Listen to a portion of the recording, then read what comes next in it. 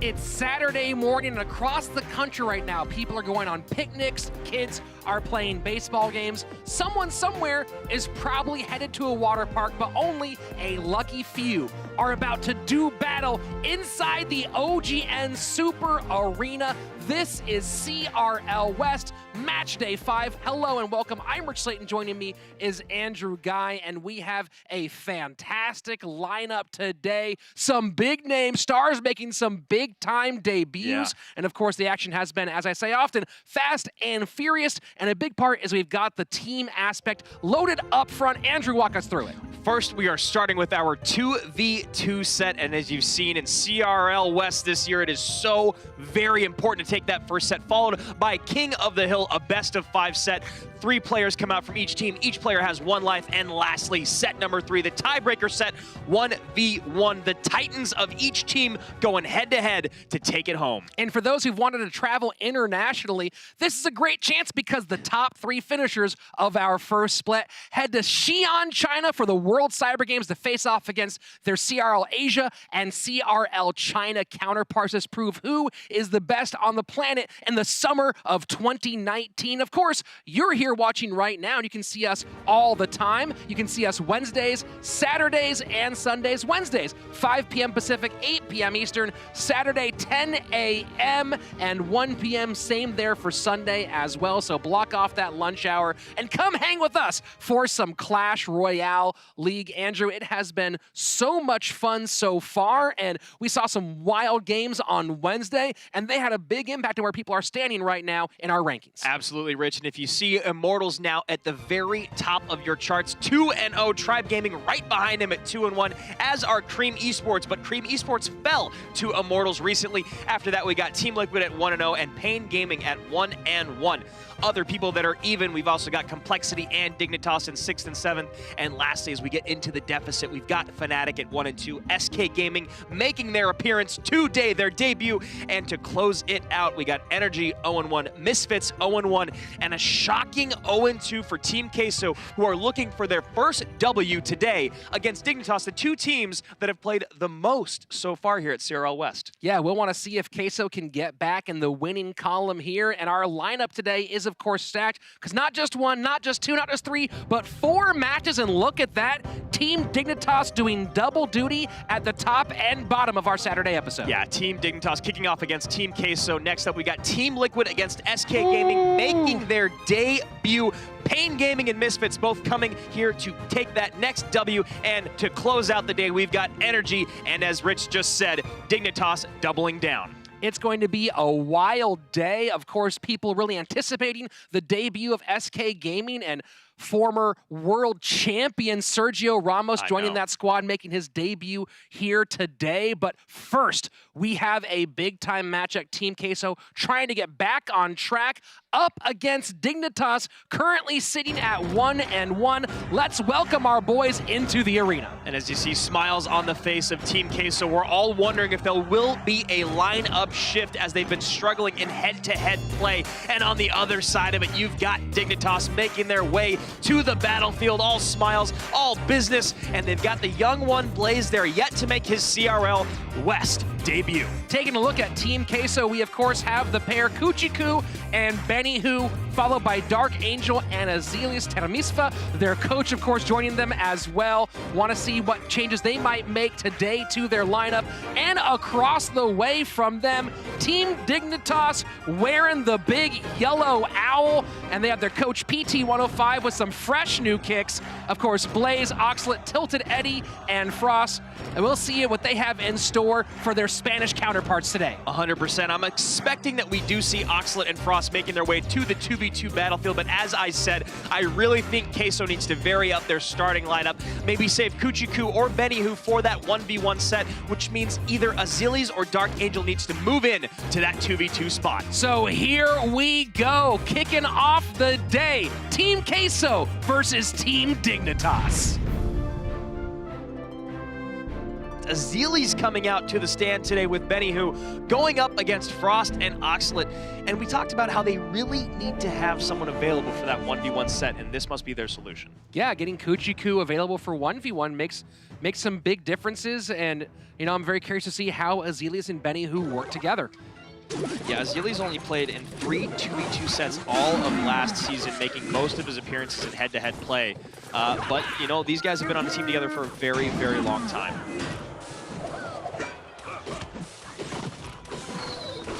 So Prince in the back. And immediately we see a lot of log bait.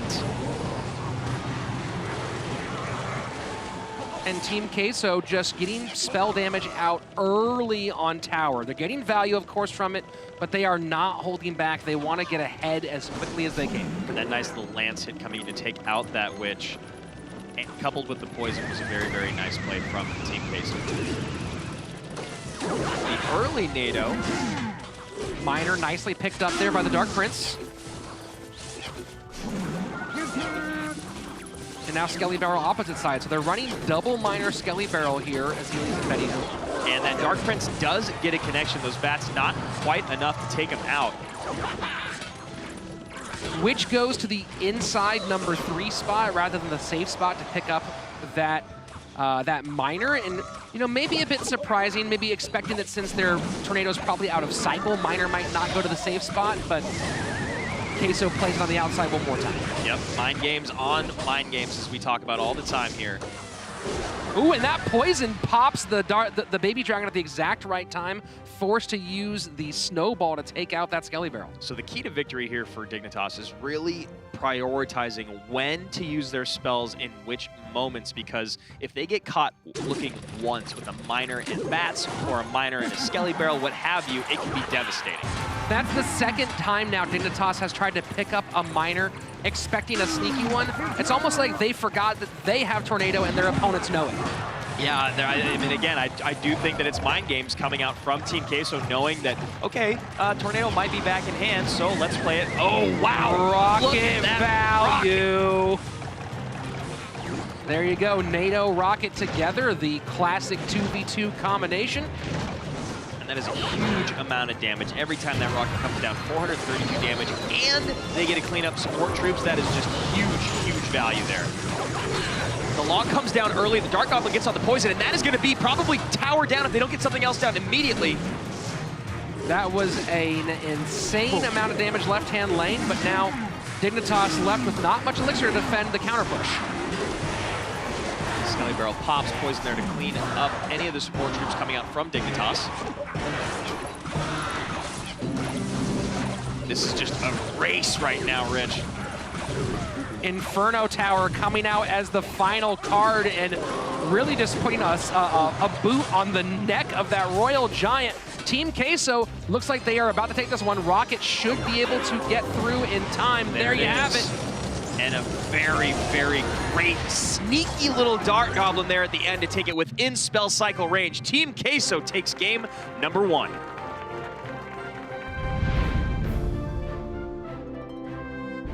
Queso putting game number 1 in the books, game number 2 on the way, and it just looked like Team Queso really had the number of dig, although that one big RG graveyard freeze push nearly did steal this one for Dignitas. Yeah, it looked as if they weren't going to have a spell or a card in hand to pick up those skeletons that were just destroying their tower. They actually played a defensive Miner there, which saved the day. And after the success of that first game, and then you watch the success of Immortals in 2v2, you wonder if Rocket should be in every single set of 16 cards here in the 2v2 set. So interesting to see the Musketeer come out. Haven't seen a ton of Musketeer in 2v2, although with the big pack, the big powered punchy packs, certainly has some value behind those frontline troops. Did a very nice NATO there to preserve her health and to take down everything coming down the lane from Dig. Wondering if Queso maybe, I was going to say Ram Rider at first, but now I'm not thinking so anymore. Graveyard again. There we go. So Team Queso now getting in the little splash yard mix. And Dignitas has a poison in hand to kill all those skellies. Got to make sure you save that poison moving forward. Yeah, you can't freeze a poison. In case you guys are trying that at home, doesn't work. So Rocket here we go. value here, if they have it, they're going to go poison instead. Halfway through regulation time, and at the moment, Queso out to a slight lead. That Witch stays alive with one little sliver of HP. Going to add some nice utility to it. Oh, forced to use Tornado because the RG retargeted away from the tombstone and onto the tower. Just an unfortunate kind of set of interactions there for Team Queso, but they did clean it up well. And a big-time freeze coming in. Graveyard is just more difficult in 2v2. Andrew, we saw that on Wednesday. Graveyard really struggles when you just have so many troops that can catch up to it. Yeah, and you look at the cards in the hands of Dignitas. They've got the Skeletons to play there. They've got the Witch, the Lumberjack, the Snowball, and obviously the Poison and the Log. Two great responses. I mean, really almost every card they have in the 16th set, or at least that the cards are showing now. And a double Graveyard, or no, excuse me, yeah, head-to-head Graveyard. So it's head-to-head Graveyard. Dignitas going with the same RG Giant Skeleton Graveyard Freeze combination. But then you have Team Queso running double Graveyards on their side, and I wonder if Dignitas notices that they're up against two, not just one Graveyard. And Frost from Dignitas just put his hand up for about a half a second and then got back to gameplay as he should have. But I'm very curious to see what it was that he saw on his screen. Picking up the Musketeer, not letting her do the damage on that tower, down to 1341 as we go into sudden death. And a raged up Giant Skeleton meets its brethren. Like I said before, Andrew, we haven't seen a ton of Musketeer in 2v2, but you see, you know, those range cards, Musketeer, Magic Archer last season, Princess, they get so much value in 2v2 because they stay behind for so long. All right, so we're seeing another hand raise here from Dignitas. A lot of frustration coming out of Frost right now. I'm not sure what it is. It could be a drop delay. It appears that his cards are coming down about a half second late, and there it goes up once again. Freeze comes down from Team Queso. Skeletons on the tower, Log and Snowball at the same time, so you can tell that Dignitas is a bit tilted with their spells out of rotation. And the Log did take the Royal Giant target off of the Princess Tower as well. Although here's a pretty interesting push, and you see the moment it begins, Azelius raises his hand. So now a lot of controversy surrounding this 2v2 game, but both teams still adamantly fighting for that W.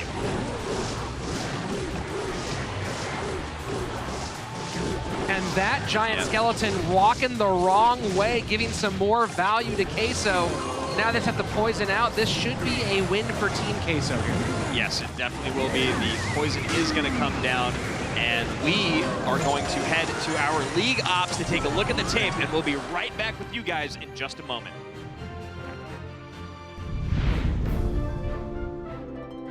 That goes to Team Queso as a game and therefore set victory. Congrats to Team Queso for taking the 2v2. We're now going to move on into King of the Hill. Yes, King of the Hill now coming up. 3 players from each squad, 1 life each, and Blaze will be making his CRL West debut going up against Kuchiku, who has had years of experience of live gameplay. The tower's already heading to the floor. Let's kick this thing off, and Blaze in a big spot here, opening up King of the Hill against a very experienced pro in Kuchiku. Blaze, of course, made his start doing Clash Royale meetups in the local Los Angeles area. Made his name bigger when he won Super League's Clash Nights and City Championships, and did that repeatedly, and now finally made his way on the Dignitas here to the big stage. He starts off with a Barb Barrel and some Skellies, demanding a Snowball out of Kuchiku. And probably not the ideal way that Team Queso wanted to take a 2v2 set, but it's gotta feel good to get that set under their belt. And now they are ahead, and that's a very important step for them, moving towards their first win. Kuchiku, of course, not to mention his CRL EU Championship last season, but also high finishes at Gamergy and Gameopolis, so lots of competitive and high-level experience here. And Blaze running Hog EQ up against Kuchiku, who looks like running some sort of Lava Hound, maybe Lava Clone. Yeah, you see the bats there. You see the Lumberjack with the flying machine, and that is definitely what he is going to be running. Now we're going to see how the Lava Hound fares against the Inferno Tower that is undoubtedly in Blaze's hand. So a tough spot to make your debut. Blaze leading off King of the Hill against a very talented pro after his squad struggled in 2v2, so a little more pressure here. Not a great place for him to place that Inferno Tower because the Flying Machine is able to pick it up from across the river. However, this defense will be sufficient enough, and he's got great damage down on the right-hand side of Kuchiku. So worked out well here. Now that Flying Machine does get one shot on the Princess Tower, but 2 minutes down, then it is Blaze out to about a 700 HP in the right lane. Yeah, that Hog came in and did some work for him. Hog EQ and Hog in general, but Hog EQ specifically has had some mixed results here at CRL West so far, going 2 and 3, a 40% win rate in matches up to this point.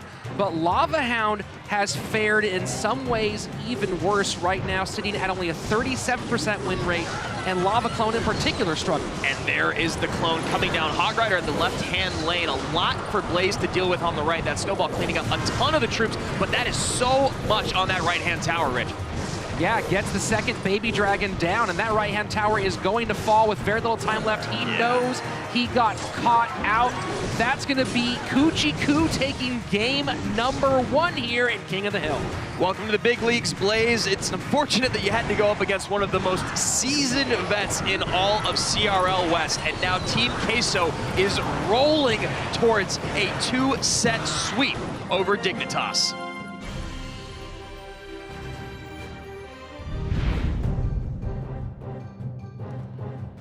Coming up in game 2 across from Kuchiku, it's Oxlet, who opened up the season with that fantastic 3-game sweep against Tribe.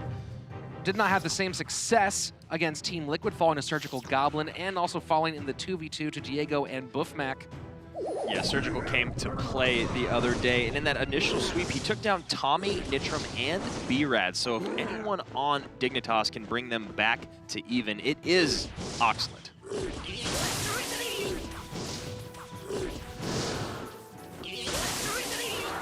So far, seeing a lot of the same from one another. Now, will one of them throw a juke here? So they're both showing RG Furnace early, and you know, interesting. I watched our Brazilian counterpart Deco playing in a community event last week, and he played 5 cards of RG Furnace, and it turned out to be a Royal Hogs deck. So you can definitely juke here, and of course Deco ended up going and winning the tournament because he's fantastic. He's so good. He's shockingly good at the game. Yeah, it's kind of disgusting. He's like, congratulations on 6K. I'm close to 7.1. And you see now both these gentlemen playing the Royal Giant. Basically a mirror matchup here. Still obviously a couple cards to show from Oxlet. The big question here is if Oxlet is playing the Lumberjacks version or the Guards version. And he's playing the Guards version. Kuchiku has a massive matchup advantage here. He has got a way better ability to take down the Royal Giant than Oxlet does. Yep. Yeah, got a strong tank killer there. I mean, obviously the guards do a lot of work very quickly. They can be placed up front, but the Lumberjack or the Bar Barrel can come in and clean them up. The Baby Dragon will make quick work of those guards. And I do agree, it does give him an advantage over Oxlet. However, it does also come down to just gameplay. Yeah, certainly. You know, you've all been, I don't know if you're playing on your main or your mini, you've been level 10 and outplayed a level 13 with a max deck because they don't know exactly what they're doing, and you have better mechanics than they do and understanding of the game. But when you have 2 players at this level, and then you add in that difference, Oxlet's going to have to play exceptionally well to get around this deficit. Absolutely. And you see right there, Kuchi making a big push through, but not really breaking through. He does get a couple E-Wiz hits in, but another Royal Giant right behind it, and that is going to be devastating. And nothing to do about that Royal Giant either. Just it's going to take a few shots at the tower. And there was the rage on the front end that really helped set up that second Royal Giant push. Yeah, I mean, because Oxlet had to spend all that elixir defending those raged up troops when he really wouldn't have had to had they not been raged up. And now Kuchi in just a very comfortable position to basically hang out, send in a couple RGs, spell if he needs to. And Oxlet trying to steal this one if he can. And the E-Drag, okay, that lightning comes in and clears everything out. However, that Royal Giant is very healthy. Whoa, one more shot. Royal Giant on a 550. This is getting actually close now. Oh, wow, Kuchiku got a little too comfortable.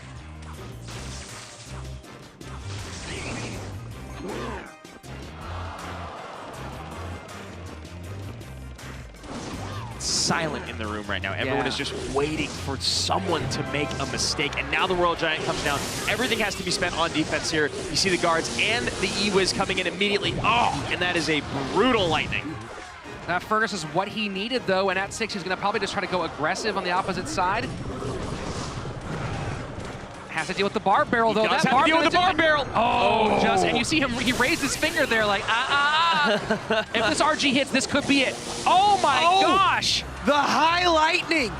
Wow. I don't think anyone expected that to come in, but that was the play. Kuchiku keeping his cool, and now you see Oxlet trying to do the lightning juke.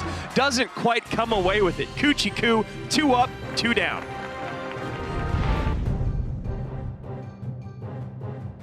It now rests on the shoulders of Frost, who actually in Season 1 of CRL did a great job in King of the Hill at one point, doing a great sweep. However, he ended 3 and 4 on the season, and now Kuchiku looks like he's back to fighting form.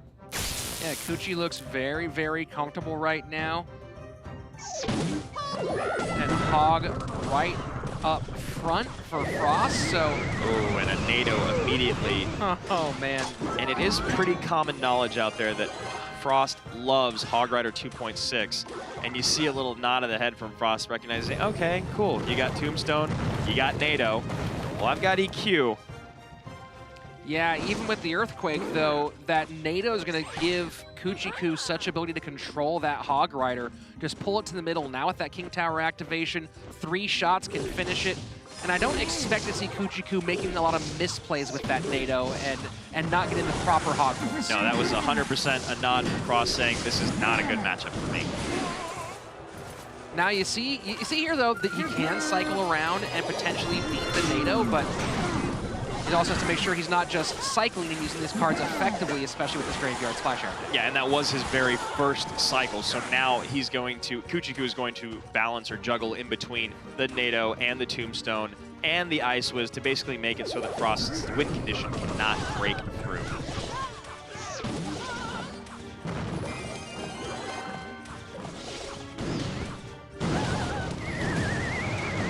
Very, very nice snowball there, pulling it to the opposite tower, though, and you just see it on Frost's face. Yeah, that's frustrating. Although he is currently in the lead.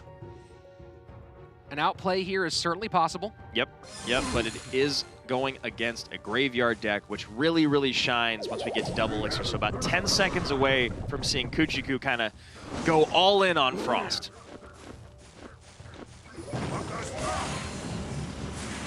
This is the second Dig player we've seen play the high Inferno Tower, so very interesting plays from the 2 guys in yellow. Yeah, and I don't know if that was maybe the best time to try the high Inferno Tower, you know, spending 5 Elixir right there and giving a lot of value to the troops, not doing a lot of damage to them. And you can see right there, 1,600 HP left on that tower, and now Kuchi is in a commanding lead.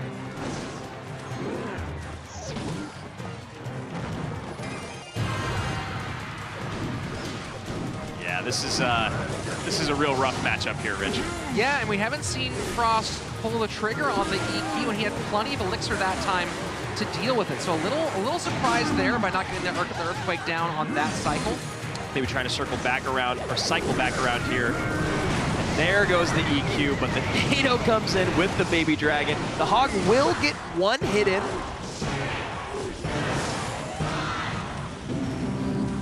So this time plays a little lower.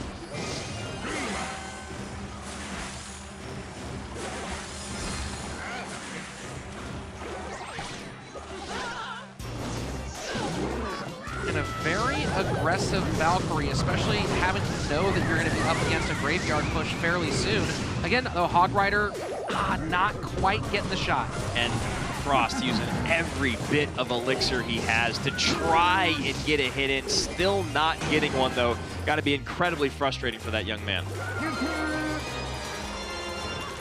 And Graveyard down. Valkyrie there to pick up with the archers, but they're going to get eaten by the poison as well. Yeah, really, really nice poison value there. And you see Frost just doing an EQ down at the bottom of the map, kind of spell cycling.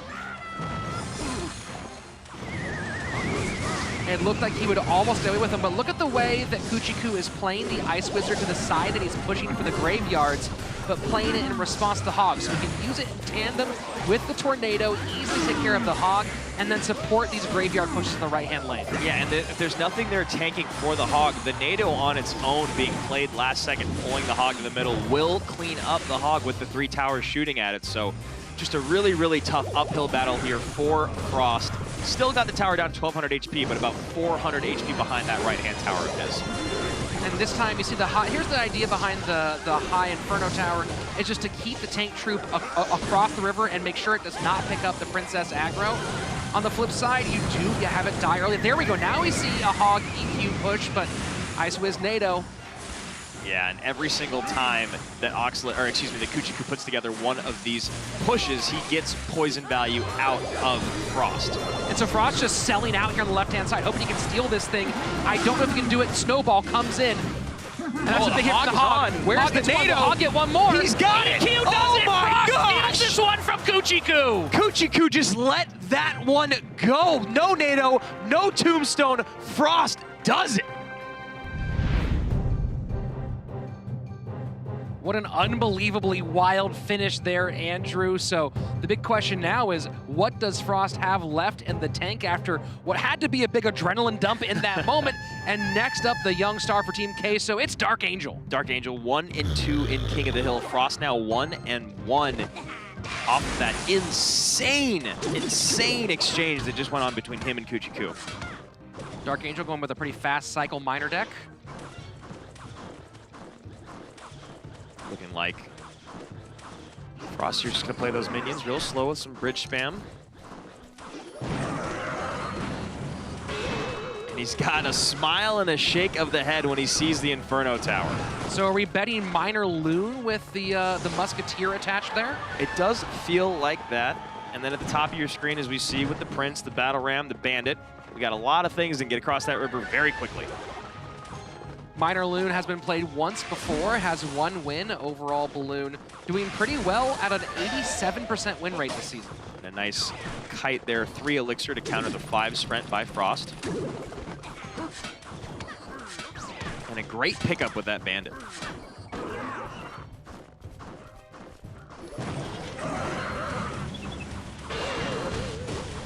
Frost starting to spam pretty hard here. Musketeer gets on the Musketeer of Dark Angel. That's some very important shots. The Skeletons do clean that up for Dark Angel. This deck cycles so quickly. And now Frost sitting at a 2 elixir advantage over Dark Angel. Nothing substantial, but maybe with Bridge Spam he could take advantage. Getting closer to double elixir time, and Frost just setting up his next bit of dual lane pressure. Ice Golems both going left, Musketeer left for Frost as well. Same matched by Dark Angel. Frost is going to have to be very conservative with his air defense units. And the Bandit just does not quite get a dash, so kind of a Bandit in no man's land there for Frost. Prince does come down to protect the Musketeer. A great little set of moves for Frost. And that Musketeer going to be in trouble. Oh, that just kills the Prince just in time. And a shocking miner going in. Maybe it was just the timing of it. He didn't know that the Battle Ram was already deployed, but that is not the way you want to spend your elixir when you've got a Battle Ram coming down your lane with an Ice Golem in front of it. So Frost just selling out here on the right-hand side, and maybe a bit much, just a ton of shots from the Musketeer on the left. So Frost seeing blood in the water and trying to go all in doesn't quite pay off for the Dignitas player. I could not agree more. Definitely getting more out of his tower than he expected is the Musketeer of Dark Angel. Yeah, you see Frost there shake his head a little bit. He knows he's getting cycled really, really hard on defense. And that's sort of one of those, almost like a little juke about this deck is that you're playing against Miner. You think you're probably playing against Balloon as well. You feel like you can beat it, but you throw the Skeletons and the Ice Golem in there, it can just get around quick. And Dark Angel really capitalizing on the use of his cheap cycle cards. Finally, the Balloon does come down. Miner in as well. Minions up top. And that Musketeer is distracted by that Miner. Snowball does come in just in time to save that Balloon, so Frost still holding on to his lead, 731 on the right-hand tower of Team Queso's. Dark Angel on a 1437 on his left-hand lane. He has to defend this Balloon, and will he also potentially try to predict the Skeletons here? That Balloon is going to connect, Rich. Oh, the last second Snowball keeping him alive. Inferno Tower not needed to pick this one up. The one Barbarian escapes though. Fireball gets in. If these Barbarians can turn, they will not. The Bar Barrel does pick it up down to 530. And another Snowball comes down for Dark Angel, again giving Frost this Elixir advantage. So now he's going to cycle to the left and make sure that he has his air defense in hand before he tries to assault on the right. So loading up here on the right-hand side, picking up the aggro from the Inferno Tower. Fireball in on the support, but right now I don't know if Frost has the defensive troops he needs in cycle to deal with this next Balloon push. Yeah, he was kind of going for broke on that last little exchange, and the minions should be coming back around. There they are. Beautiful Bar Barrel. Oh, and no Beautiful Snowball. Bar Barrel. Whoa. Wow, I cannot believe that's not. The Bar Barrel got in to distract the Musketeer, nearly let the Balloon sneak in. It did get death damage, so that is a very big exchange for Team Queso. Yeah, it's those micro plays like that that are just out of this world. And Muskie on the left, Muskie on the left. Despite the Muskie going in on the left, Frost does throw up his hand for a half second. Both towers of Dark Angel below 500 HP, and he's got to play perfect defense right now. Where is the Snowball? Fireball comes in to save that tower. And does not get death damage on the tower, so that is absolutely huge.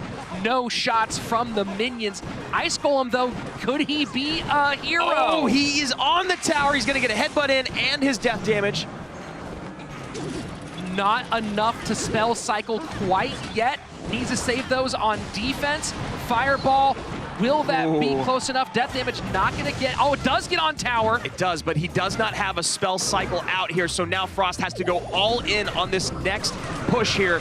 Got to get at least a little bit of damage on that tower. 10 seconds remaining in overtime. Cannot pick up the Miner. Snowball pushes it away, but Ice Golem is too far. Oh, one more hit. Oh my gosh! Queso takes it. Dark Angel closes out Frost. What an amazing finish. Frost nearly took this one away, but could not stand up to the fast cycle of that Miner Balloon Musketeer deck. My heart is racing. Those last two games are gonna kill me. Going down all the way to the last second. Frost, the first wave fell his way. The second one, not quite so fortunate. And Dark Angel getting a big W under his belt, evening up at 2-2 and King of the Hill. And you see the frustration on the Dignitas bench. Dark Angel seals this thing for Team Queso. Oh, an all-out battle between these athletes and a big, big win for Team Queso. They really, really needed this. Seeing a team with their record, their history, you know, going 0-3 would have been horrible for them on the start of the season. You know, it is confidence. Confidence is a big part of this game. Unfortunately for Dignitas, they are now 1-2. Good sportsmanship around the way. You know, Dig just ran into a team that was playing tighter, playing better, and, you know, go back to the game tape, review the mistakes that you made, and come back to be hopefully a little more powerful at the end of our program. Remember that Dig has a double header today, so they have to come back in a few hours on our show and play once more and hope that they can correct those errors in time to get a W. Yeah, and that's where the mental toughness of this really, really comes into play. You know, you got to be able to shake this off. Don't worry about it. Get back to the drawing board. Go and do whatever you need to do to clear your mind so that you can come back and get that next win. You can end up even. 2-2 is a great way to start the season. And the play of Dark Angel just really well managing the micro there at the end. And again, I just can't stop harping about that barb barrel. Yeah. The way he snuck it in there, just and that's the difference between winning and losing is simply one minor interaction that someone else might not make. Yeah, and you know, he was, again, I have to praise him for being so patient with the balloon. He didn't use it until I think we were already into overtime or very, very close to. And then you saw he was relentless with it. His cycle was fast and furious, and Frost just couldn't keep up with it. Now, the Inferno Tower made it rough, the Snowball made it rough, but Dark Angel played out of his mind. So, a win for Team Queso, finally on the left-hand side of their board. Let's go down to Seltzer, who's standing by with our winners. Thank you guys so much. I'm down here with Kuchiku, and you guys just cleared out the match against Dignitas, which we're finding out is actually a pretty tough feat here at CRL. So I want to know, how do you prepare for a team like Dignitas, who has surprised us the first week and keeps surprising us? Básicamente nos hemos preparado pues como cualquier otro partido y pues hemos seguido, o sea, hemos cambiado un poco la forma de trabajar, ya que las dos primeras semanas no funcionó, y eso es todo. We prepare like any other match. We just changed a little bit the way we worked because it didn't work for last week, but not just for any specific team, just the way we work internally, yeah. Just changing up the overall strategy there. Well, on a team where you have so many great 2v2 players and 1v1 players, how do you decide who plays what on the day of the match? Eso que Como tenemos tan buenos jugadores en 2 para 2 y en 1 para 1, ¿cómo decidimos quién juega? es que contestaría? Dime. Creo que depende de la semana y de los partidos y de cómo estemos cada uno, depende de las rachas, cómo vayamos, cómo está mentalmente cada jugador, pero básicamente nos podemos mezclar generalmente todos, menos Azilis y yo, ya que mi inglés no es demasiado bueno, pero básicamente eso, mezclamos y va bastante bien. Yeah, he thinks that depending on the match that we play, how we feel, if someone is playing really good in 1v1, for example, or someone has a win streak or whatever. And the only thing that we don't do as a team is playing 2v2 him with Azilis because his English is not very good. Oh, good. Well, at least communication is important during the matches. I like to know that you guys talk it out. My last question for you is, you were on a tear there. It was Frost that tripped you up. What happened in that match? Fui muy agresivo al final de la partida y eso es lo que me hizo pues perder los papeles en ese momento y ya no pude remontarlo. He was over aggressive at the end of the game, and that was changed the game, and he couldn't overcome that. All right. Well, thank you so much for your insights. Congratulations on the victory there. Let's send it back up to the casters and take a look at that last match. Thanks a lot, Seltzer. And you know, you were talking about that earlier, Andrew, just a little bit of an overcommitment there from Kuchiku in a good spot. And it's something we all get. You see the finish line, you feel like it's there, you try to get that thing done, and then next thing you know, they defend, and you've got nothing left in the tank. And we do have some replays today. Let's take a look at some of our action. This was earlier on Kuchiku playing against Oxo at the RG Furnace Mirror match where Kuchi had a nice advantage. And you saw right there that defensive lightning saves the day. If that RG got one hit in, this would be a very, very different match outcome. But then you see Oxley going for the desperation, the guards down, the Mega Minion down, trying to protect the tower from the lightning. No, sir, not today. Kuchiku takes that game with not ease at all. And now our second, and this is the finish here we talked about beforehand. You see Kuchiku really trying to take that right-hand tower, believing he can finish, but not much behind that graveyard push, and instead the Hog EQ takes it. So very, very nice play to get that one back by Frost Overcommitment, which we have all done. Yeah. And that was a fantastic match, but still, Team Queso taking the victory. And coming up next, oh my gosh, we have a stacked one for you. Yeah, SK going up against Liquid. SK making their CRL debut against Liquid that looked absolutely perfect in their last showing, riding on the most famous player in the world, Surgical Goblin. Here we go, Team Liquid versus...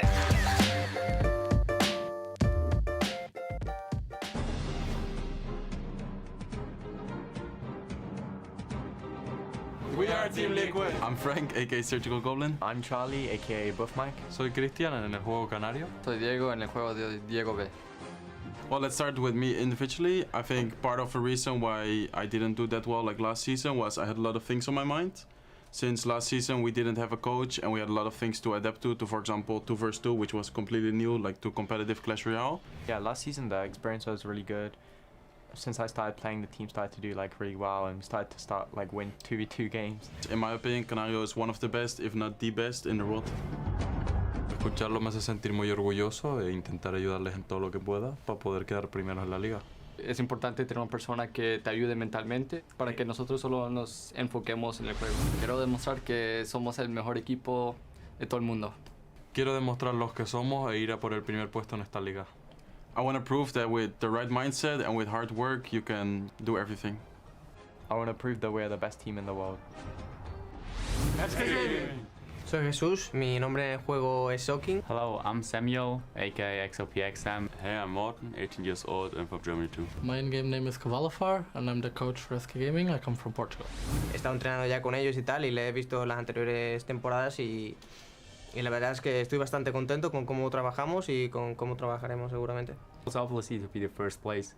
We're obviously gonna give our best and let's see what happens. We're gonna see Sergio Ramos. He's gonna be here soon enough and definitely we're gonna see these four great individuals playing together for the first time also in the team. This season, together with SK Gaming, I want to prove that I'm one of the best players in the world. Esta temporada quiero demostrar que puedo ser campeón de nuevo. This season I want to prove that SK Gaming belongs to this league and we have a spot on the top. Okay guys, that was the interview with Team Liquid and SK Gaming. We'll see you next time on OGN Insider.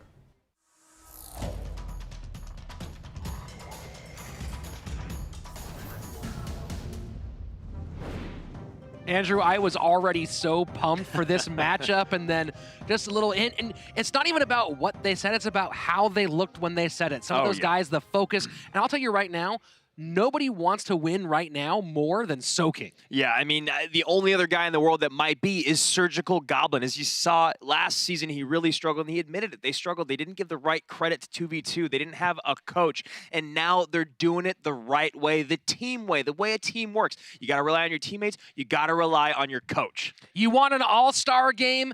You've got it. Team Liquid, Surgical Goblin, Canario, Diego B, Buffmac, and SK Gaming, new, improved, upgraded, marching out in the gray. Let's head into the arena as these squads take the stage. I've heard myself use the term Battle of the Titans quite a bit. This is truly just that. We've got the best players from around the world right now on stage, ready to go, wanting to prove something. So Team Liquid, of course, we've been through, but look at the addition there to SK. Morten from last team's squad, but the other German OP Sam adding in Soking, and then Sergio Ramos, the world champion, back in competitive Clash Royale. This is a big one. Let's get into it. Got Morten coming out with his good friend XOPX Sam. Makes sense because of the language barrier there. And on the other side of it, we've got Diego B and Buffmac coming out, who you heard was talking about the improvement in their 2v2 gameplay ever since he started playing for Team Liquid. Look, it's no secret that Buffmac really changed the way Team Liquid performed in the opening set last season, and no surprise that he and Diego B are still together now. But let's not underestimate the guys across from them. Morten was probably one of the best, if not the best 2v2 player in Europe last year by my standards. Yeah. And I mean, you mix in his 1v1 performances, or heads-up play performances, definitely one of the top guys in the European region. Oh yeah, and if you're talking about Sam there, you know, he's a guy that was 7-2 in King of the Hill and 6-1 in 1v1 sets. So what does that tell you when they put a guy who's 6-1 in his previous season into the 2v2? That must mean they are insanely confident in the abilities of Sergio Ramos, the ex-world champion, and Soking, the ex-EU champion. Nice King Tower activation by SK Gaming. A little fast and loose with the miner play was Team Liquid. An easy play there with the NATO, and you see SK on the opposite direction, keeping their miner in the safe spot.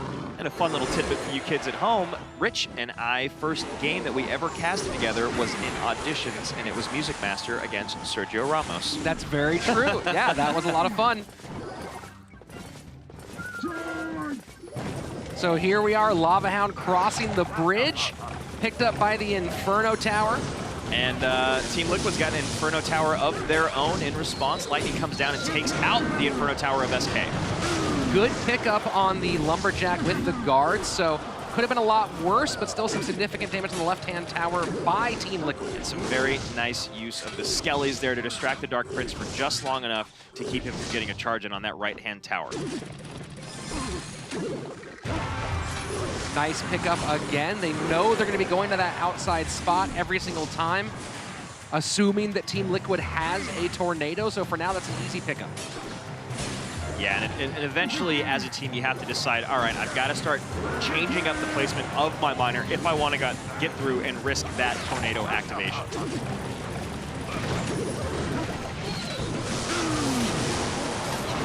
That Dark Prince should connect on the bottom right. And it does. A little surprising there with the miner play of Team Liquid going to the outside spot again because their King Tower's already activated, maybe simply trying to avoid the second King Tower hit. And that top left tower of SK is taking a beating throughout. However, only about 500 HP behind is SK on the bottom right. Miner comes in to pick up the pole rather than get on tower, but... And there you go, Miner to the back here for SK. They finally decide to pull the trigger, and they, of course, get tornadoed immediately. Second Miner to the front, getting some good chip damage. Inferno Tower on the left-hand side for SK, holding on to that Lava Hound. Yeah, both teams really trying to break through. Both teams playing very good defense, almost chipping away.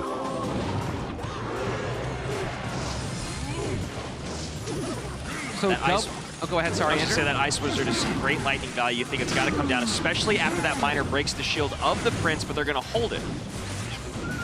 So a little unfortunate play there for SK. They went Miner to the inside, but there was already a split Skeletons there that picked up the Miner. That's going to be tower down, left-hand side. Team Liquid takes game number 1. Very close, but not quite enough from SK. Moving on to game number 2, SK Gaming just not quite as fluid as Liquid in the first one.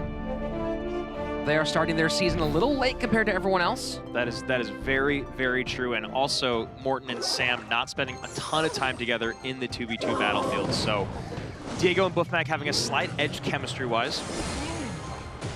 I mean, yeah, they have a ton of games together at a high level, and of course not just during the CRL regular season last year, but also in the off-season played a lot of community tournaments against other pros to get ready and make sure they had their 2v2 completely ironed out come CRL West. Looks like we're going Lumberjack RG from Team Liquid.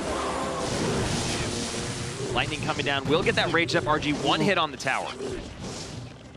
Nice hot start here for Team Liquid. SK has done some damage, though, on the opposite end. Yeah, getting that spell value early with the fireball on the log.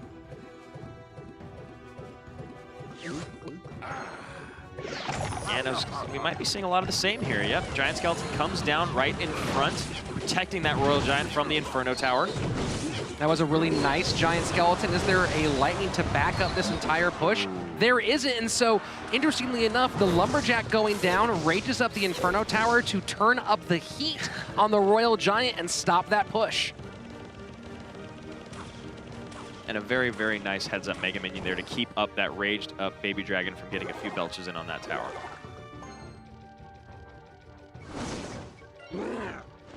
So halfway through our opening 3 minutes, and so far still things pretty even.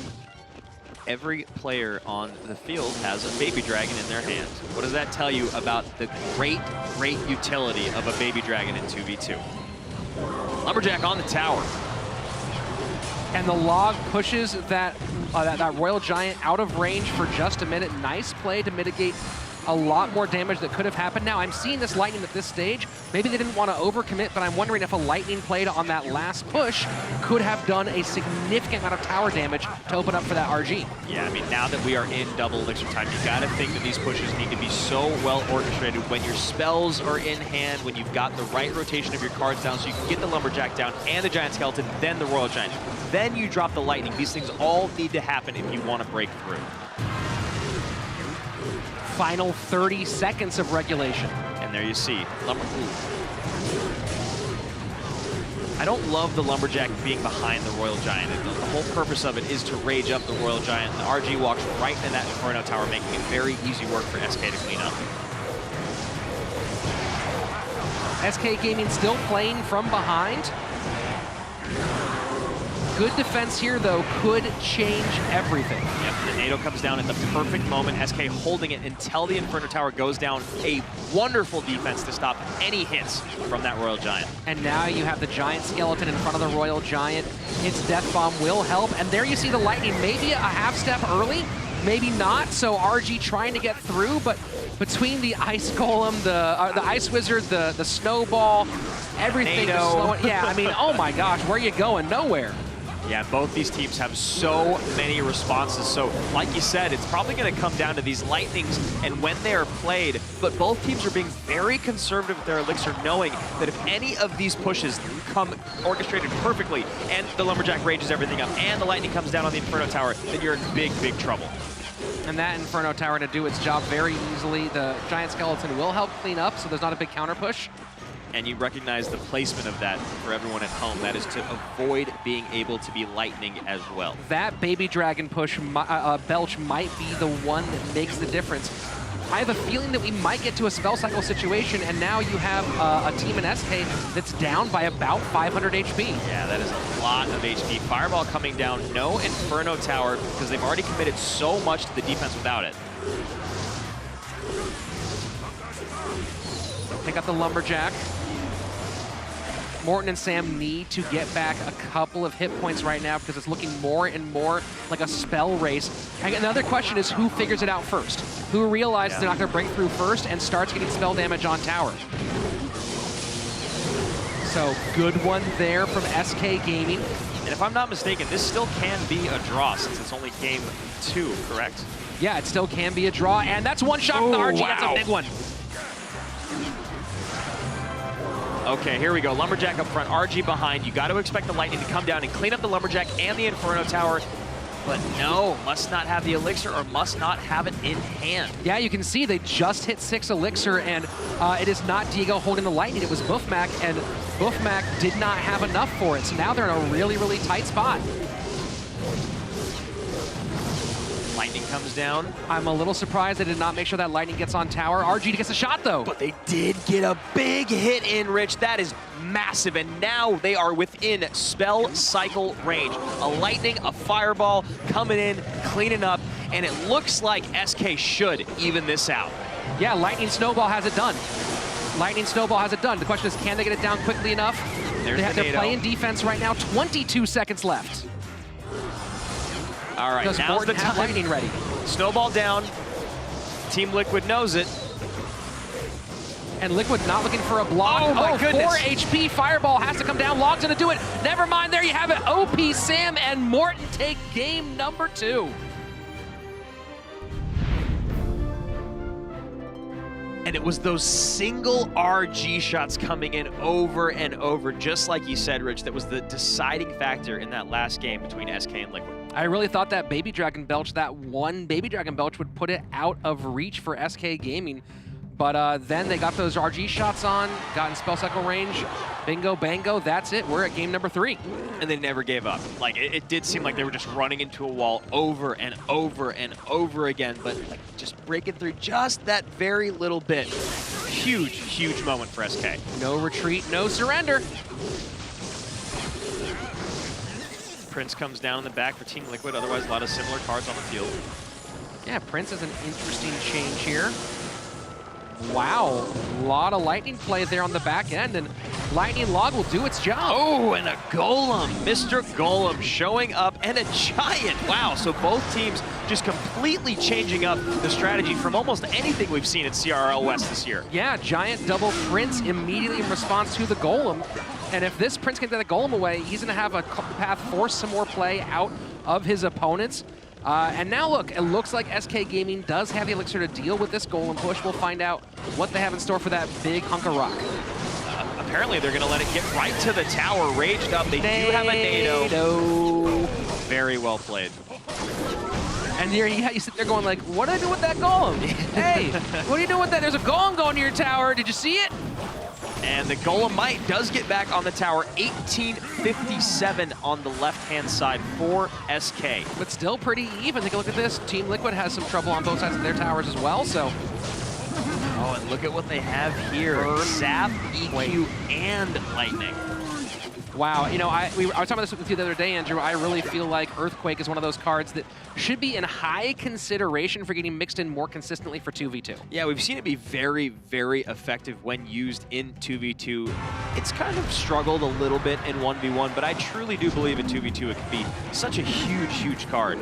I mean, I have to look at the deck information, but I feel like there's a greater than 50% chance you're facing a building in 2v2, significantly greater. So it seems like you're gonna get some value out of it almost no matter what. Yeah, we've seen a ton of Inferno Tower this season, and wow, that Prince is just doing work on that tower, and the Baby Dragon is on. This is a huge, huge push for SK, and that Golem is really not gonna be enough. Now, you saw that Liquid switched lanes to go towards their weaker tower. SK was like, all right, fine, then we'll switch lanes too, and we'll go to your tower. And that defensive Lightning helped out quite a lot. So now SK Gaming in a good spot, gonna get a charge on the right-hand lane. Giant with a charged up Prince in the left-hand lane. Skeletons will take the Prince off his horse. And now a P.E.K.K.A. and a Golem coming down the left-hand lane with the support of a Mega Minion, Ice Wizard, and some Skeletons. Can SK defend this and get a counter push going? Well, the high poison in defense, but still have to deal with that P.E.K.K.A. Wow, and you look at Sam and Morten playing very, very little interaction between the two of them. It's almost like they've mind melded, whereas you got Diego and Buffmac who are constantly speaking with one another. Yeah, you see Morten and Sam, they're just looking down a little bit further. Their mouths are kind of shadowed. They definitely are talking. They're just not as animated as their North American counterparts. Just like a couple words here and there. Which is surprising because I feel like German words are so long to describe concepts. And an EQ, a naked EQ comes down on the tower. Maybe a bit of cycle purposes and just get some spell damage. Definitely. But that Golem's on tower, and this could be pretty. So they decide just to go and NATO it to King Tower again as their defense. Very cheap defense for that Golem. Yep. Yep, and the EQ has no building to go to for Liquid, so the spell cycle does make sense. Now the Giant very, very healthy, making its way to that right-hand tower. Lightning comes down. This is gonna be it. That is gonna be tower down.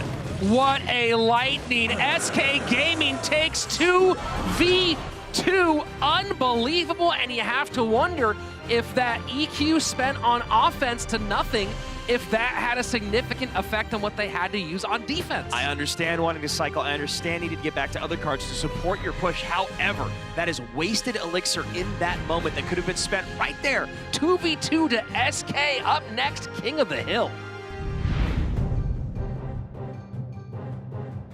So a hard-fought 2v2 battle, and coming out on top is SK Gaming, starting to feel a little loose there. And now we head into one of the craziest, most stacked King of the Hills you could possibly imagine. Yeah, we're going to be kicking off with Soking going up against Canario. Canario's head-to-head record last season was 25-8 in games. Only had one loss in each of his sets. Soking on the other side, same thing. 6-1 in King of the Hill. Here we go, Battle of the Titans.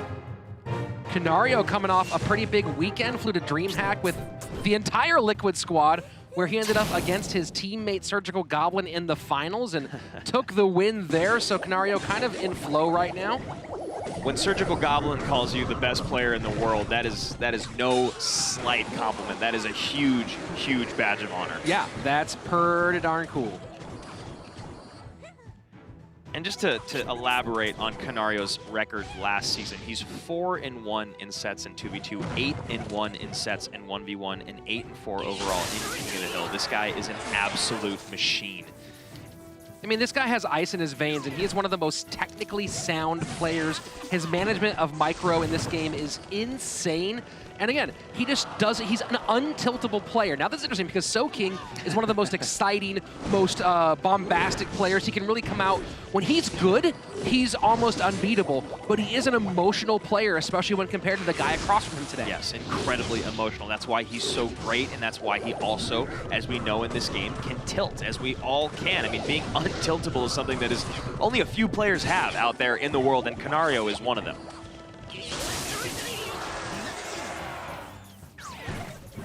So Canario pretty deep into an RG Furnace deck. And Soking looking like he's playing Graveyard.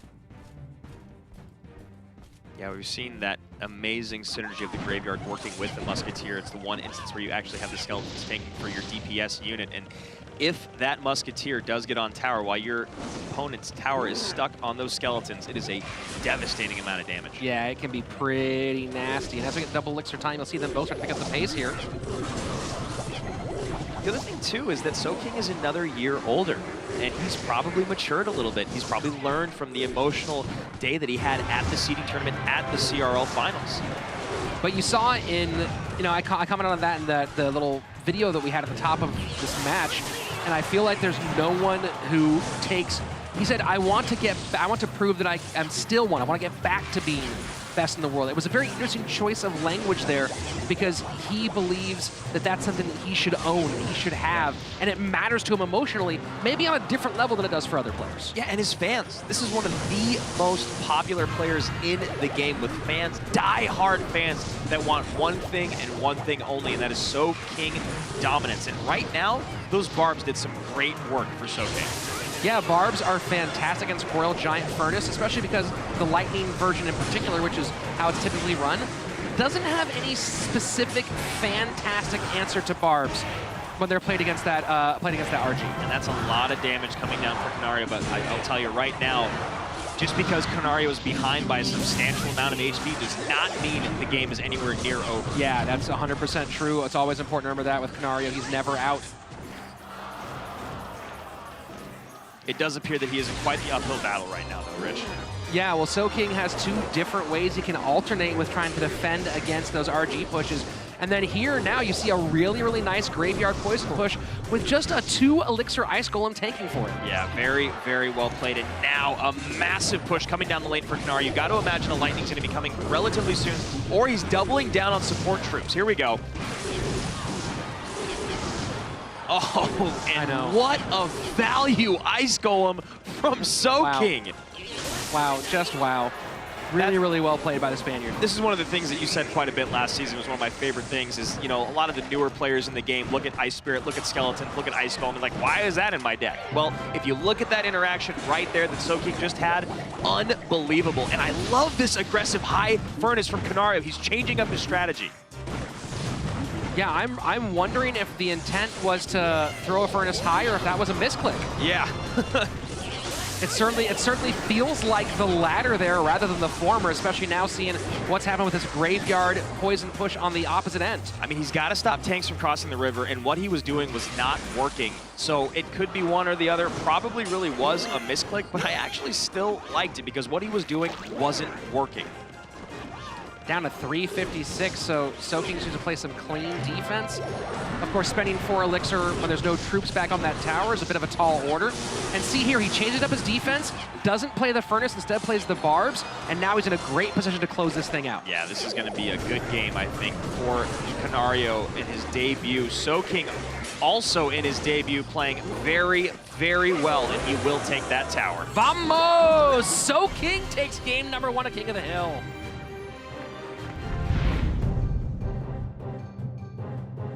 So probably not the showing that Canario wanted for his CR debut, but Surgical Goblin coming up to the stands 3-0 in a dominant King of the Hill victory over our good friends Frost, Eddie, and Oxlet of Dignitas.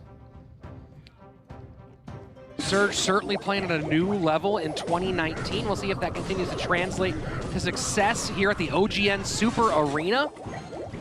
Yeah, I really love someone of Serge's level of fame, stardom, everything about this guy, and he still wants to be better. He still recognizes that last season did not go the way that he wanted, and it's no one else's fault but his. And doubling down on the training and the teamwork and the coaching, I'm really, really excited to see what he does this year. Looks like Soking showing Graveyard again, and Surgical Goblin going with RG Furnace, most likely.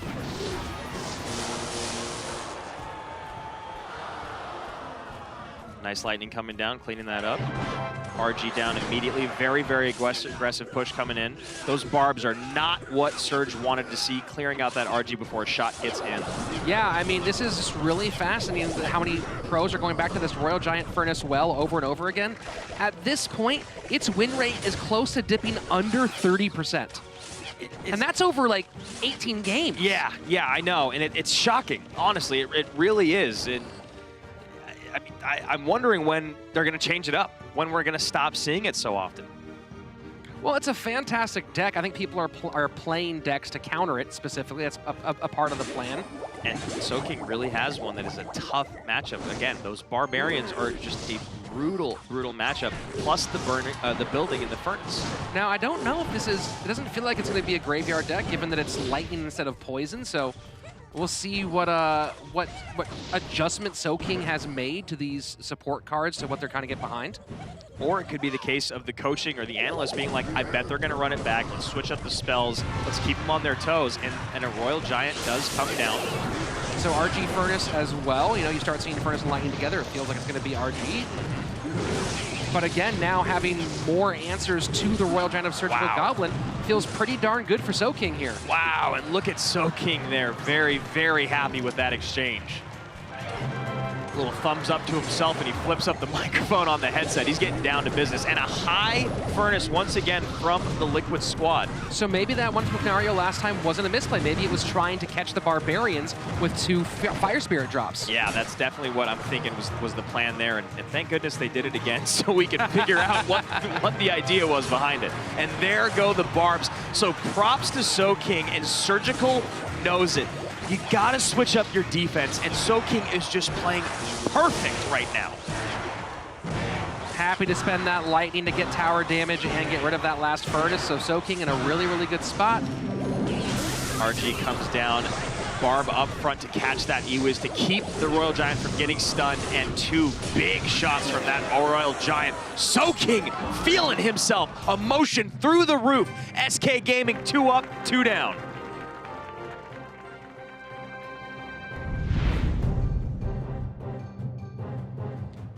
You know, Andrew mentioned top of the show, Soking looks so fired up, wants this so bad, and I feel like you look at some people and you see that they emotionally are more invested than others, at least outwardly speaking. They're, you know, whatever the control is. And Soking's always been a firebrand of a player. Yeah. But if he can harness that emotion the way he looks like he's doing right now, it's going to be very hard to beat. It's inspiring. Honestly, you watch him at the stand and you look at his face when he makes plays. He's got only person he has to impress in the whole world is himself. Everyone else already knows how great this guy is. He's the only person that wants more, and he is just playing at another level. I mean, taking out Canario and Surgical Goblin in back-to-back games, and not just getting lucky, not just having matchup, he played out of his mind. Yeah, he absolutely did. And one more great player in front of him, and Diego B. He looks like he's playing Minor Rascal's Balloon, so probably gonna see the Inferno Tower and Balloon coming in later for Diego. Yeah, Diego B played about 9 King of the Hills games last year. He was 5-4, and he ended up 9-5 overall in head-to-head plays. So obviously, there's a reason why you know Diego B's name. He's one of the best out there.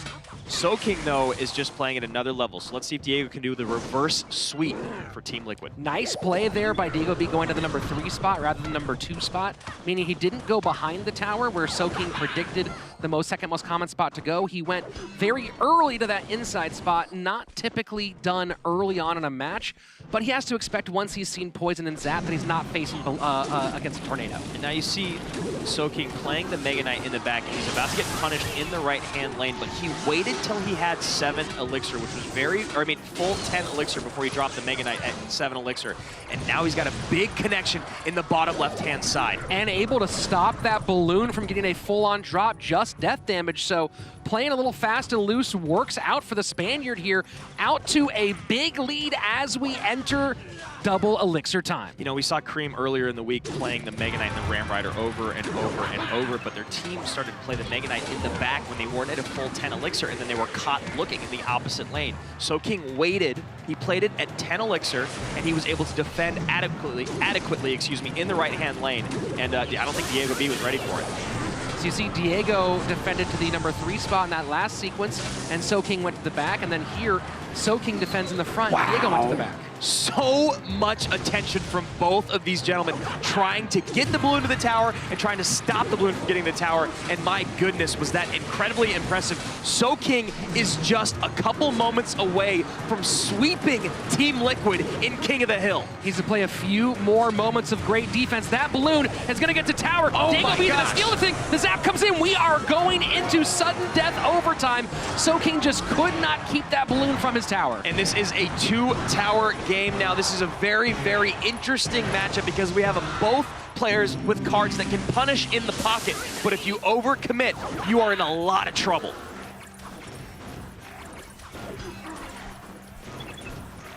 Soking cycling his Mega Knight in the back, choosing to play into the lane of his tower. And Diego finally playing his last card, the Inferno Tower.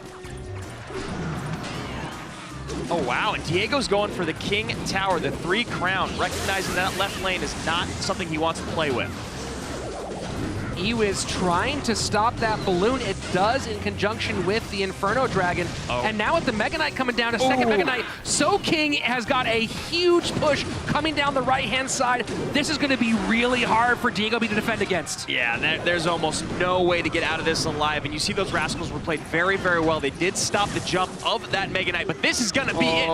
Soking takes down Canario. He takes down Surgical Goblin, and he takes down Diego B for a massive, massive debut from SK Gaming. And you saw Diego give the good game about 10, 15 seconds before the finish. He knew that he got caught. Soking punished, and you see the vamos from Soking tapping the arm. He was so pumped up.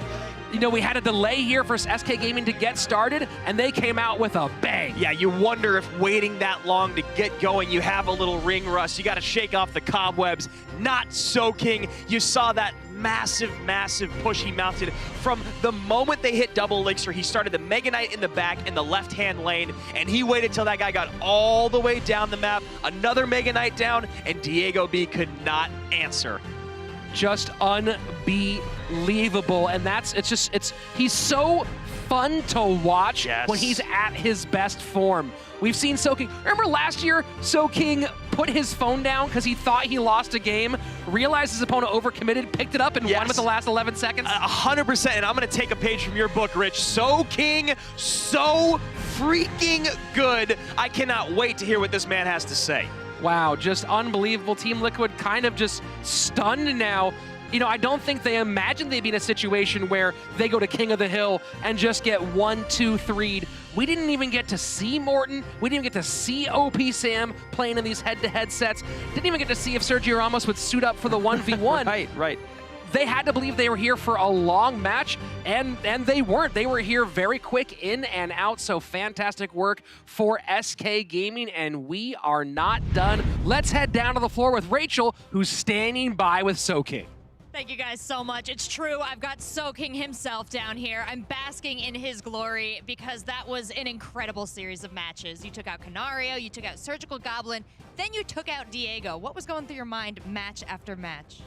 Well, I'm really happy with my performance. Winning that 3 beats and a team like Liquid give me a lot of confidence, and I think if we keep going like this, we can win the league. Were you afraid at all when you found out that Liquid was going to be your first match in CRL? Not afraid, but respect. Respect. We definitely saw that respect come into play. You were playing at top form, very precise. Was there ever a moment during those matchups where you thought you could lose it all? Well, at the 3rd game, I think he could win me because of the balloon. If I lose 1 tower, like I did, I think it could be really hard to get the 2nd, but after a really nice try, I got it. Well, I know the goal is to make your team win, but I also heard that you have a goal of reestablishing yourself as the best in the world again. Do you think you're on the path now? Well, I think I can be one of the best. I think you can be too. After a game like that, it was absolutely incredible. We're going to send it back up to the casters to break down that match. He's so calm, so excited at the exact same time. He's ready to play Clash Royale. He's so king, and yeah, Andrew, you are so excited. The respect, man, I love it. You gotta respect Team Liquid. I mean, he does, and he came out with a dominant performance against some of the best in the world, and he's just electric. He's just so exciting to watch play. Well, we have more Clash Royale, so don't go anywhere. It's coming at you right about now.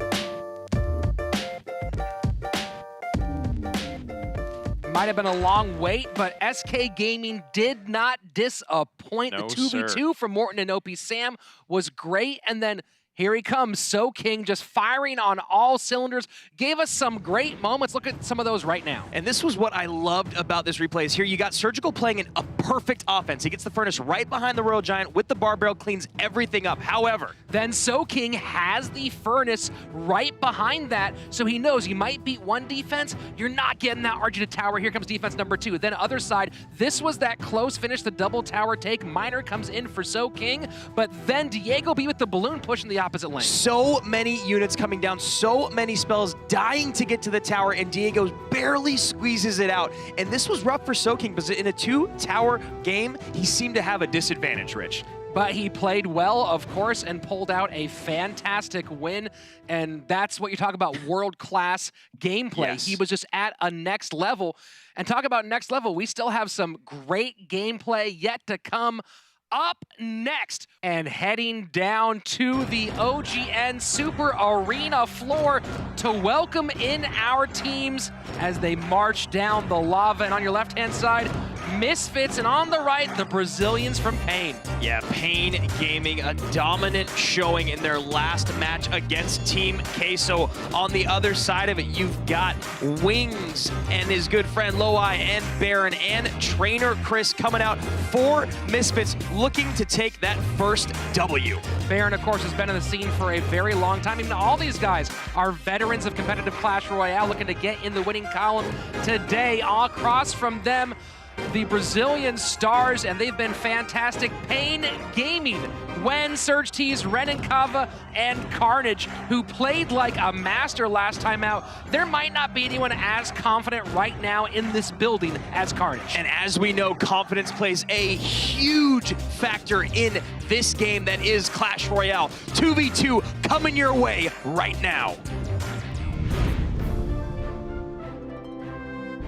Baron and Loai coming out for Misfits. They are 0-2 in games so far in 2v2, but they've only played one set. On the other side of it, you got Serge TS going up against Renan Kava, who is 4-1 in games in 2v2. They have really been good together, Pain Gaming, Serge, and Renan Kava, so seems like that's going to be the pair for this squad moving forward. Baron and Loai have only had one outing so far, so still working out some of the kinks potentially. We'll see if they've made some adjustments here to go up against the Brazilian squad. And of course, with Renan Kava and Serge TS coming into the 2v2, that does leave Wen and Carnage, who have been playing very, very well, especially Carnage here at CRL West. And an early balloon taking advantage, trying to get the opposite direction, but does not pay off. NATO, Mega Minion, and Icewiz easily take care of that attempted aggressive counter push. Yeah, it does seem a bit aggressive. However, they are still at an elixir advantage. And ballooning up again. We have not seen a lot of balloon in 2v2, and the mixture of NATO and Rocket might be why, but maybe their whole hope is to just outcycle, get some of the death damage, the death bomb damage on tower, and do minor chip. Yeah, and we have seen a lot of success out of Rocket in 2v2 so far. It provides so much utility defensively, and obviously the miner coupled with the Rocket, as we saw Immortals using over and over in their previous match, is a devastating combination. And look at this, they are just dropping, this is the third balloon they've dropped so far, I believe. They're just getting crazy, balloon freeze. Yeah, met by that NATO, Icewiz, and Mega Minion. Very, very strong defense played by Misfits, and they're about even in Elixir at this moment. But Baby Dragon gets a couple belches on, so it's just a pressure deck. It's keep it on until maybe you force out a mistake. Also, the nice part about this balloon deck is it keeps a lot of the offensive spells of Misfits off of the Pain towers. Yes, I couldn't agree with you more. They've got to focus using their spells mainly on defense, especially with that freeze. And now a late Mega Minion does come in. Nice pickup on the miner with the lumberjack, and expect another balloon because Pain Gaming is just coming hard at you. Ooh, and that was almost a missed rocket, it looked like, but a great defense once again from Misfits. And now is going to be a very interesting moment to see how the defense can turn into offense for Misfits. Misfits goes inside a little early, easily activated to the King Tower. Miner on tower once again. And I like how calm and collected Pain is being when it comes to the use of the freeze. They're not overdoing it. They're focusing on the high cycle, on keeping pressure, and they'll wait for freeze at an opportune moment, not just getting out there and hoping. And a balloon right in the middle. Very interesting placement on the balloon. A little value from the death damage, but not a ton. And now, kind of an opening for Misfits to come back into this one. Yeah, this is a big moment. Now you got to imagine if they can keep the elixir advantage, if they don't have to use the rocket on the tower. Okay. Rocket gets the tower, fireball in, but does Misfits have one more spell in time? Log is going to be there. Log barely gets it. Does land on the tower. I just couldn't speak anymore. I had no idea what was happening. I thought the rocket missed. Wow, a very close match going to Misfits. And that miner rocket cycle, it almost seems like that could be emerging as maybe the it factor, the new meta for 2v2. It's just so powerful. Worked out pretty well, and there you go. See some kisses coming from Misfits. And you saw the other thing about it was Misfits used all the rest of their cards essentially in their deck just to play defense. That was really all it was, and then just miner and spells, and I mean rocket is a spell, but miner spells and rockets mainly on that tower, barely just stealing it from Pain Gaming. And Misfits just, we'll cycle a little chip damage here to open up. And here we go once again. So similarly aggressive, although a couple slight changes here to this Pain deck. Yep, and a very early lightning and a high Inferno tower.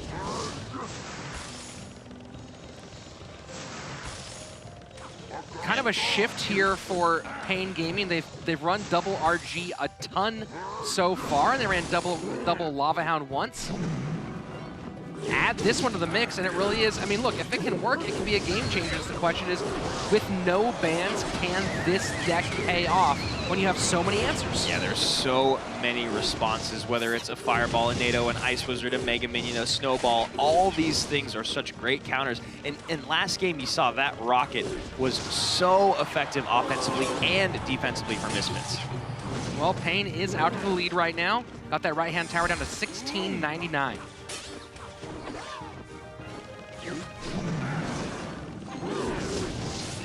I mean, the level of aggression from Misfits is bananas. I'm sorry, from Pain, I mean. And Misfits just keeping their cool, but the balloon getting to the tower, that death damage does add up.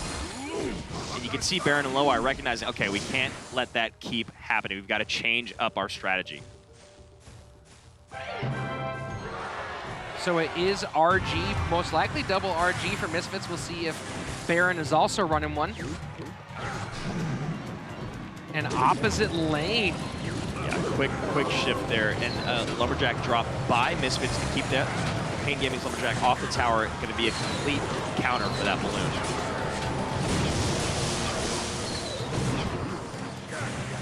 RG not able to break through. Good value out of the Inferno Tower. Ice Wizard is on the tower, but it's definitely something you can ignore. I like this strategy shift here from Pain Gaming with the NATO back to Princess Tower. Oh my with goodness! The Fireball. Oh wow! Oh wow! Not look like it was going to connect, and I was just gonna say it's so much harder to get a balloon to tower than it is for a Royal Giant to get to tower, but it doesn't matter. It got there, and it was devastating. And that defensive freeze will seal this one for Pain Gaming. What an unbelievable last 15 seconds for the Brazilian squad.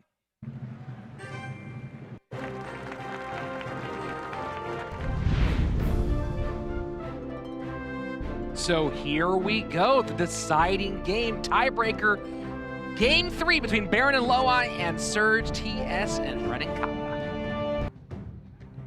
very, very, well, I guess the second game wasn't that close. It just felt so close because that balloon getting to the tower was such a monumental moment, and it looked like it might not make it, but a huge, huge drop from the very aggressive Pain Gaming. So if you're Serge and Renenkava, you just run it back one more time. Do you just say, hey, look, we're going to stick to this and keep on pressuring with this same deck, or is this the point where you zig when they think you might zag? You know, that's a really good point, and honestly, I think that you just go with the same thing again. It looks like they're going to zig when you thought they were going to zag, but if I was Misfits, I would go back to the first deck they ran. I love the Miner with the rocket and the massive defensive capabilities of that deck. Well, looks like this is interesting now. So you have Misfits going RG, possibly double RG, and Pain going Graveyard Freeze, which, again, has not been super successful in 2v2 thus far. Does get a decent amount of damage in on the tower, roughly around 800 HP missing now from Misfits' bottom right tower. And Misfits most likely just rocking the RG. Double RG, excuse me. You see the one. Yeah, first minute away, and it's Pain Gaming out to a pretty significant lead. A fairly fast version of Graveyard Freeze for 2v2. They have really picked up the pace with all three of the decks they have run today. Yeah, I really enjoy their 2v2 playstyle. Now, obviously, it didn't pay off in game number 1, but the aggression has been relentless. It's been very hard to keep up with. And you see, Misfits looked like they were in a fine position last game, and then all of a sudden, boom, that bomb dropped, and it was game over. And smart Fireball up top to deal with that Musketeer.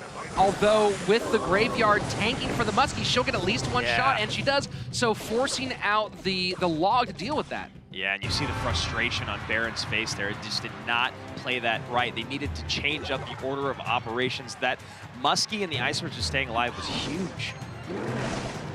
I'm wondering what kind of damage dealing spells Pain has, and at what point do they start? And so there you see the first poison.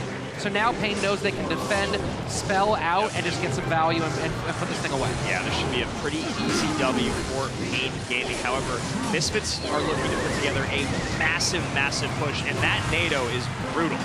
Wow, NATO, Giant Snowball, Ice Whiz, Baby Dragon. What can you do? I'm kind of surprised by the Graveyard here, I must admit. I thought they would just go ahead, defend, put down a poison, but tower down, defensive freeze, opposite lane. Wow, this is just brutal. Pain Gaming putting a stamp on 2v2. Someone stop Serge TS and Renenkava. That was a picture-perfect defense and offense coming out from Pain Gaming. You see the little goblin eye roll, a little BM to throw in at the end. And, you know, Baron and Low-Eye looked great in game number 1. They really did, and I kind of wish they ran that deck back. I don't know if you can beat the way that Renenkava and Serge TS were playing in those last 2 games, especially that last game. That last 2v2 game was nearly perfect. And what you gotta admire about it is it seemed like they just had infinite elixir. It seemed like they never ran out because the management with their defense was so efficient that it was just counter push after counter push after counter push. There's no way to keep up with that. Unbelievable, fantastic, tight 2v2 performance from the Bazillions. Renenkava and Serge TS just really tightened it up there by the end. Yeah, now Misfits find themselves in a position where they have to take this King of the Hill set. So they're going to be coming out with Trainer Chris first, going up against Wen. Now, Trainer Chris has only made 1 appearance so far here at CRL West, and it was in a King of the Hill set, but he ran into the God RF. And as we all know, the God RF has been on a tear. He's been absolutely fire this season, and this time a little different opponent. Wen has had his ups and downs, but has been consistently dangerous throughout the season. And he's the only one across the entire league to run the deck everyone expected to see over and over and over again, which is Icepo. Of course, not doing it here so far, looking like he might be running Miner, but or Miner could be a possibility. But so far, we've only seen that deck 1 time. Snowball and Bar Barrel showing up for Wen. Snowball for Trainer Chris. Snowball being maybe the best cheap utility card in the game. It's either that or Bar Barrel, honestly, at this point. For now, get it while it's hot. That's right, that's right. Very curious to see how those balance changes are going to affect what we've seen so far in the meta here at CRL West. So I was correct, it is Miner for Wen. Seeing a lot of cards I'm a fan of. Do we think we're going your direction? I don't think so. I think it's going to be minor Prince Yeah, control. I do believe so. We'll probably see an Inferno Tower come down relatively soon to meet this P.E.K.K.A, and there it is. And looking like it'll probably end up being the Ram Rider for Trainer Chris. Can you pat me on the back? I can't reach. No. I'll get there one day. So Miner to the back, gets on tower. I love the sound of the Lumberjack running. Spear Goblins coming in, demanding a response. Competing Barb Barrels. This Barb should also demand a response, or it will get 2 hits in. And there you go, a couple getting down to 1650, so Wen out to an early lead. And look at the leaked elixir on Wen's side of the map, Rich. 10.4. That is massive. That's 8 more elixir leaked than out of Trainer Chris, or excuse me, from Trainer Chris. That's 8 more elixir leaked than out of Wen. Just slowing down, maybe taking view of what he's got in front of him, maybe getting caught off guard a bit. And now you see the Ram Rider push come in. Beautiful giant snowball to redirect the Ram Rider to the inside where the Inferno Tower's waiting. And now the Baby Dragon is taking for that P.E.K.K.A. That P.E.K.K.A should get 1 hit. No, it does not get a hit in on the Prince. Wow. Wow, unbelievable. Another Prince minor push. And Ewiz all the way to the back. That is a play I am not a fan of. Well, you know, I wonder if the idea was just more from a stun perspective and don't get giant snowball to reset. I'm not entirely sure. Yeah, I mean, if anything, I feel like he should have dropped it on the Miner, but that's neither here nor there. He's still alive at 1050, about half the HP that Wen has on his left tower. Spear Goblins don't get on tower. Prince cycle to the back for Wen, getting ready to beat this push. Bats coming down, should be just eaten up by that Baby Dragon. A bit of a waste of 2 elixir, but not a big deal. Lightning resets, but will be enough to take down the P.E.K.K.A, and now this time you see the Ewiz directly on the Miner. Yes, and that's exactly what you want. A very nice Prince played a little bit too close to Wen's tower. He does get 1 Baby Dragon Belch in with that splash. And now what does Wen have for this Ram Rider? Giant Snowball, Bats combo. Very nice defense, Miner to the back, very classic. And Trainer Chris goes Ewiz up high. He has to, you know, it's the only way to take out those Spear Goblins and the Prince. The Prince does get on tower though. Wow, you see Wen pretty satisfied with that exchange. Yeah, you love that little look the players give themselves. And Trainer Chris knows at this point he is in a very, very bad position. Can easily get spelled out with poisons. Miner to the back one more time. Giant Snowball comes in. Is poison even going to be necessary? Probably now at 285. Yep. Inferno Tower down. Inferno Tower down, just got to cycle around quickly. He goes for the defensive poison instead of the offensive poison plus Snowball for the win. Okay. Or maybe actually it's a bit short. Yeah, he's a little bit short right now, so good math here. And now with that Miner Snowball, that's going to be it. Oh my gosh, Ram Rider on the tower. A raged up Ram Rider on the tower. Wow, that was very, very close. Poison will do it, but Trainer Chris gave Wen a scare. The blonde hair keeps on winning. Wings coming out to meet Wen, who is now 2-2 in King of the Hill. Wings 0-1 in his first showing, also ran into the God RF. And as you said, Rich, Trainer Chris really gave Wen a scare there at the end. That raged up Ram Rider almost shifted the tide. Had a pretty good shot there of stealing one away, and we'll see what Wings has in store for his opponent. And Wen showing Ice Wiz to open. Ice Wiz with Mega Minion, got a Miner going in for the Wings. Ooh, baby, Ice Wiz Mega Minion. Now, I'm gonna bet that this is not Ice Bow. I'm gonna bet that this is actually the 2.9 RG. Yeah, I mean, we haven't seen a lot of Ice Bow here at CR. I think we've seen it once, I believe, and it did not fare well, It was correct? just the once, and it was from Wen. But no, we're going with Graveyard instead. 100%. You see that Tombstone. You see, well, actually, 99%. 99. It could be Royal Giant. People have been throwing some jukes as of late, but they're just trying to mess with us, I think. It has nothing to do with competition. Yeah, not in the least. First minute down and not much done. Lava Miner for Wings.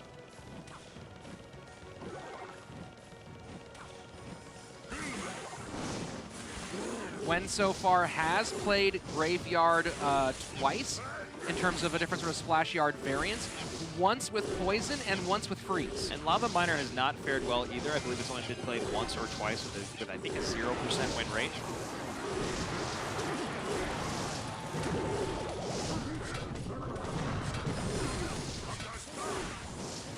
Yeah, Wen is, so there you go, it's RG. Yep. It's RG, so really, really interesting, just mixing and matching different pieces of viable decks to come up with new concepts. And this deck was massive last season. It really was. At the end of the season, this was one of the most popular decks out there. Once the RG got the buff, the damage buff and the range decrease, you started to see this deck a lot. Massive defensive capabilities that has a decent counter push that supports your Royal Giant. And that's when Icewiz NATO Tombstone was at the height of its power. Since then, Icewiz and Tombstone have both been nerfed a little bit, but at the moment that triples combination is coming back. I mean, it still is so very powerful, even with the nerf. As long as you play it well, it's very hard to break through with almost any deck. Very, very nice lightning from Wen.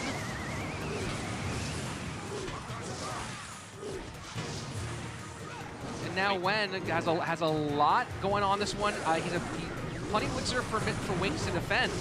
And that's a great bar barrel coming in and cleaning up that Ice Wizard in the back. A few of those RG shots in there. Rage does help play some defense, but not quite enough. Well, you know, Wen is going to have the NATO coming up pretty soon. He's going to have the Tombstone available. Maybe a hair early on that. I guess you do have to keep back the Baby Dragon and the Mega Minion, but those pups are on the tower with the tank of the Miner. And the Baby Dragon extra belt is getting on tower as well. This might be over. Oh, wow. We are literally a spell away. He's got to get around, got to play the cheapest cards, get a Miner in, get a Mega Minion down, and should be able to take this. Miner in the front, misses the NATO. Oh, no. And that is it. Wings plays ice cold to get the win in game number 2. And you saw the NATO coming down from Wen, just barely missing that Miner that was played up front by Wings. And now Carnage makes his way to the stands. This is his 6th King of the Hill appearance already this season. I mean, yeah, Carnage has been playing so well and so confident. And a head-to-head record overall of 5-3 in games, but those 3 games, they weren't knockdown blowouts. And okay, here we go. Carnage getting some light cycle going with the Icewiz. I love how excited I get to see Mortar and how excited you get to see Expo. You're very, very biased in that sense. No question here. And a Magic Archer showing up, and there we go. Let's go. So will the #1 Icebo player on the planet be able to get the win against Wings here in King of the Hill? And we're already seeing a brand new deck out of Wings. I don't believe we've seen the Ram Rider coupled with the Magic Archer yet this season.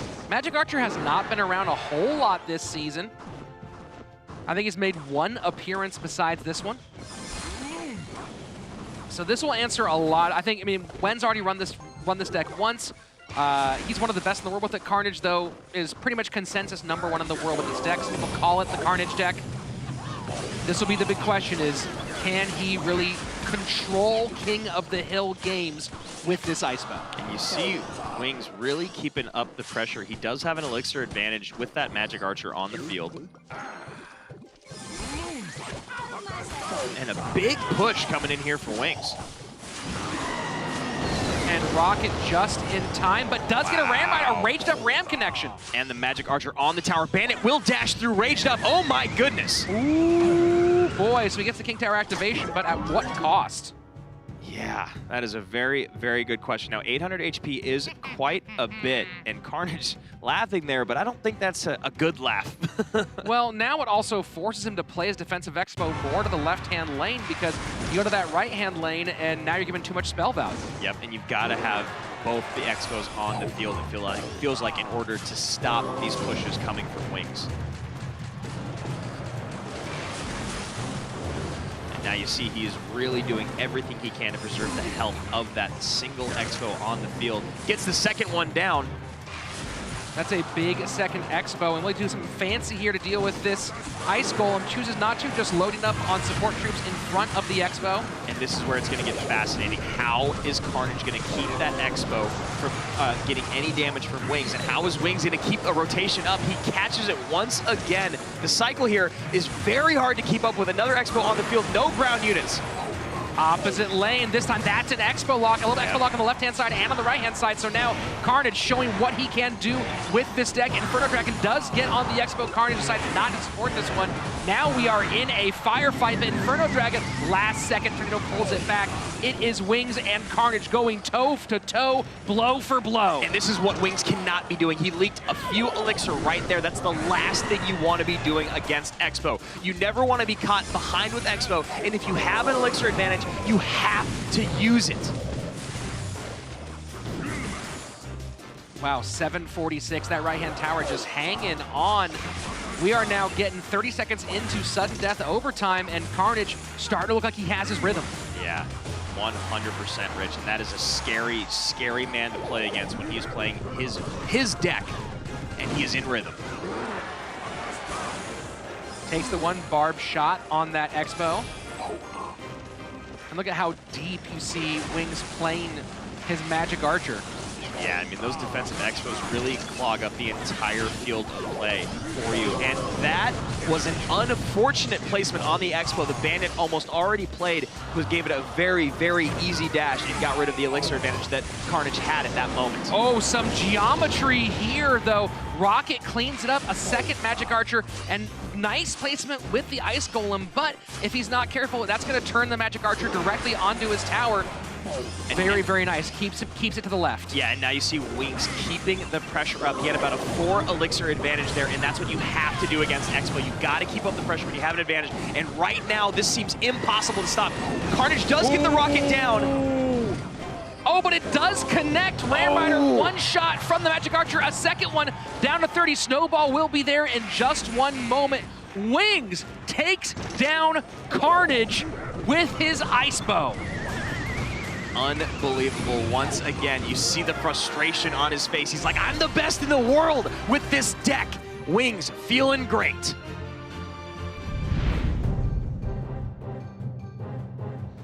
Wings now one win away from a sweep, something he's done in King of the Hill over and over and over again. And the man sitting in front of him, it's Serge TS.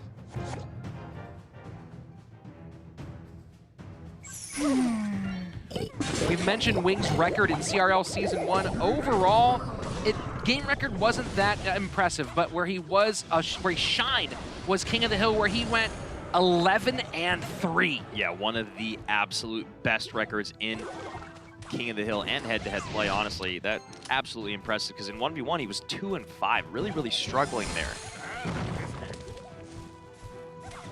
So Serge TS running some pretty fast and maybe control-y cycle here. We do see the Ice Wiz. Royal Giant does come down. That with guards and a Mega Minion, so we're probably going to see a Royal Giant on the opposite side as well. Oh, Royal Hogs. Royal Hogs, lots of fun here from Wings. And that Fireball is very out of cycle. We will get a King Tower activation. So Serge running a very, very fast Royal Giant control cycle. You see a good luck coming from Serge, knowing I've got NATO, I've got Ice Wizard, I've got Barb Barrel, and I've got Fireball. Good luck. Yeah, it's a lot of fun there for Serge TS, although the big question is going to be how he deals with split lane pressure when Wings decides to go that way. And see, not worried about keeping that Fireball in cycle for the Royal Hogs.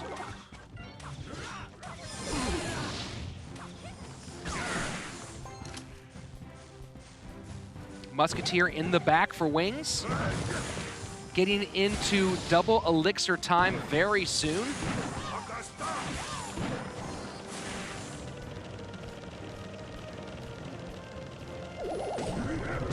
Wings does have an answer for the Royal Giant in the Furnace, but beyond that, not a ton at the moment.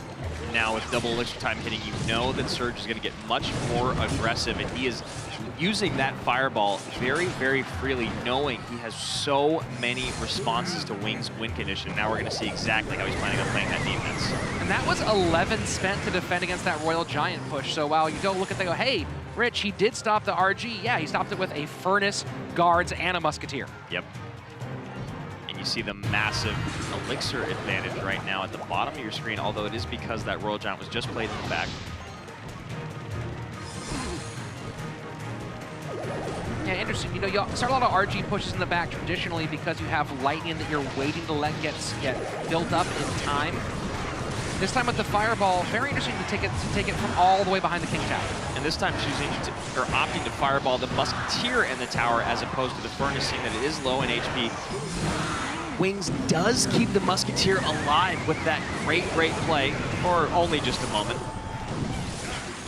That's a beautiful Ice Spirit. That could have been a couple more big hits from those piggies, but does not work out for Wings. In sudden death overtime now, wondering how we're going to see these RG shots make it onto tower, or will it just be taking advantage of Fireball cycle on the defending troops? I mean, honestly, if that's the name of the game, Serge TS will stay at an advantage. Right now, though, those NATOs coming in just a bit late, and that is exactly why 100% of the damage is being mitigated. He's not getting too eager with his defense. He's waiting to the very last second. There we go, fireballing early, so not even putting an RG push on this one. Now he is ready for his next defense. Look at that, cycling the Ice Whiz all the way in the back. Here's the thing is, if he stops putting down those RGs, he doesn't have to really worry about the counter push. It just becomes a spell cycle battle. Poison has the damage advantage, but Fireball has the speed advantage. Unfortunate for Serge with that Musketeer lasting us a little bit longer than he would have hoped. Fireball coming down should take out that Musketeer, coupled with the Ice Spirit. Got a 200 HP lead at the top of the screen. Very nice Mega Minion there to tank for the Ice Whiz, keep it there long enough to force Wings to make some plays in response. Ice Whiz back in cycle. Poison comes down. Great poison value. And a nice snowball to deal with the Ice Spirit. Wings now starting to figure out Surge's defensive rhythm and getting that out of the way. That was a lot of damage. Yeah, it's a 400 HP swing, thinking Surge was just up by 200. Now Wings at the advantage with 200. 1 minute remaining. As a reminder, this is a lowest single tower situation. We're in tiebreaker rules, so no towers have to fall. The tower with the lowest amount of HP on the board gives its owner the loss. And just one hog connected to the tower for one hit, but it was a big hit. And so here we go, second RG. This is the big one. This is why he was cycling RGs to the back, but Furnace does get down in time. Beautiful NATO Fireball does not get on the tower, though. And we're not going to get a shot from the RG. That sequence was almost pitch perfect and off by just maybe a tile. And now he does not have enough elixir to get the Ice Wizard down as well. The snowball does come in and a few big hits in. We are now within spell cycle range. Wings looking to take this to 1v1. Serge has to sell out right now. That is the only opportunity. He sends the Ice Spirit the wrong direction, maybe hoping to pull some spirits over. Nope, that's going to be it. Wings! 1, 2, 3, continues to be dominant and king of the hill. Count 'em, my goodness, that man must have ice in his veins. You saw that very slight look up when he played that last poison. I guess that was a sigh of relief. I don't even know. He knew he had that from the first game. Very well played by Wings and continues to be so dominant in this second set. And you know, considering the up and downs that his squad has had with 2v2, having a guy you can rely on so well when it goes to King of the Hill, who's so comfortable in those pressure games, that is an invaluable resource for your squad.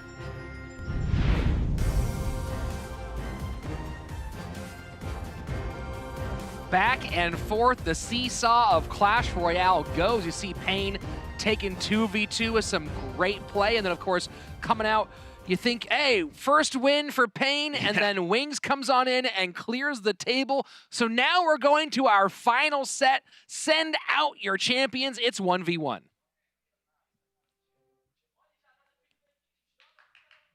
Wings on the left, Wen on the right-hand side. And No surprise here, riding the hot hands. Wen took the only win in King of the Hill for Pain Gaming, and obviously Wings just running the table. 3 up, 3 down, pushing his King of the Hill record here at CRL West to 3-1. And if we're talking both seasons now, he's at 14-4.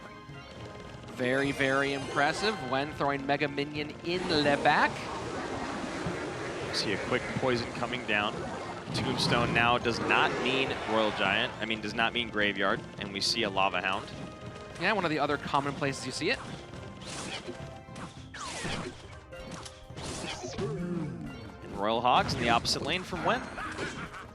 You know, the Royal Hogs are one of my favorite cards. I really love the, split lane capabilities they have and also the defense that they demand. And the ability to punish if you overspend in one lane on top of all that. 100%. Very nice miner to the Musketeer. That's going to make some room.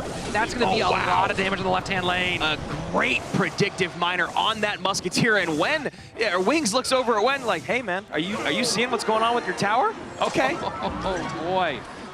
That miner went directly to the Musketeer, and that's next level miner use. Not just throwing it somewhere to get on tower and tank, but knowing that when it goes face to face with the Muskie that's not shooting it, it's going to take that Muskie down and make so much opportunity for the pups when they pop out. Yeah, that is one of my favorite plays in the game, whether it's a miner catching a wizard, a princess, a Musketeer. That predictive miner is so next level. I love it. And a great Lava Hound coming down to defend that Mega Minion. That Mega Minion's going to DPS down these Royal Hogs with the Lumberjack and in turn create a great counter push. Yeah, and this Lumberjack's going to go and get over to the Musketeer, start doing some damage there as well, and run right on by. Barbell tries to stop, and yes, we do get enough to stop the damage. Still, it is Wings in a commanding spot with 55 seconds left in regulation. Gonna reset here, get ready to play some defense. The Tombstone comes down, ready to meet those Hogs. Well, this makes it a lot easier for Wings because he knows that Wen cannot go split lane pressure at this stage. Yeah, and he can't switch lanes. He really can't, because not having the Princess Tower there to back his support troops just leaves him so vulnerable for any DPS to drop behind. Now another big push coming down for Wings. You know the miner is in his hand. He's just waiting for the right moment. Gonna miner to that Musketeer one more time. You see him pick up the Musketeer. Beautifully executed. And Tombstone easily takes care of the piggies. So when falling in game number 1, Wings playing just about picture perfect. If you want to play Lava Miner, rewatch this game. You are getting a crash course. 4 in a row for Wings. Everything resting on Wen's shoulders.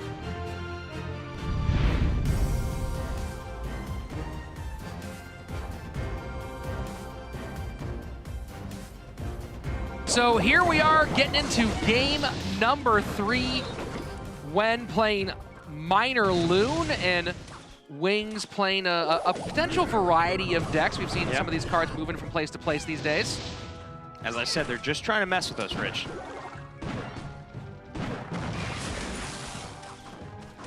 That is an ill-advised Ice Golem, not getting in front of the Musketeer. A small misplay, hopefully shouldn't come back to him. And so now it's Wings' chance to bring out the piggies. Oh, and look at that predictive Barbarian Barrel. I love it. Now, the Hogs do not actually get to the tower, but still a very, very heads-up play, keeping Wen on his toes. Now Wen goes miner to the number 2 spot. Musketeer goes to the middle to take a few shots, mitigate some of that damage, and begin a counter push. And a nice play there from Wens. It may seem very, very small, but the Barb tanking for that miner just for an extra couple seconds creates that much damage. Fire Spirits behind, and Musketeer will get one shot.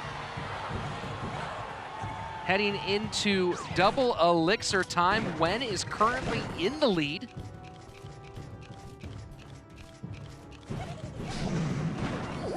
Now you got to play very, very carefully here when you know your opponent has a balloon. You can see how devastating a balloon can be even with such a small amount of time left. Royal Hogs do get on that right-hand tower, but not an insane amount of damage.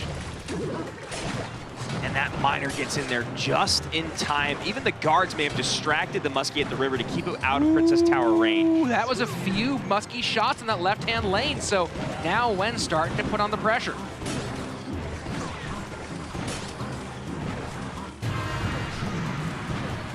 You see the high balloon there, assuming an Ice Golem's going to come down to support. There it is. Ice Golem will distract the aggro from the Musketeer. Miner coming in to get on top, and a great predictive guards from Wings. Look at that. Beautiful pickup from Wings, picking up right in the front, and now it's his chance to return fire. Inferno Tower just doing a great job of picking up these hog pushes. This is why I love the 1v1 set. Look at the concentration on these two guys' faces. They are in it to win it. Not one misplay wants either of them want to have.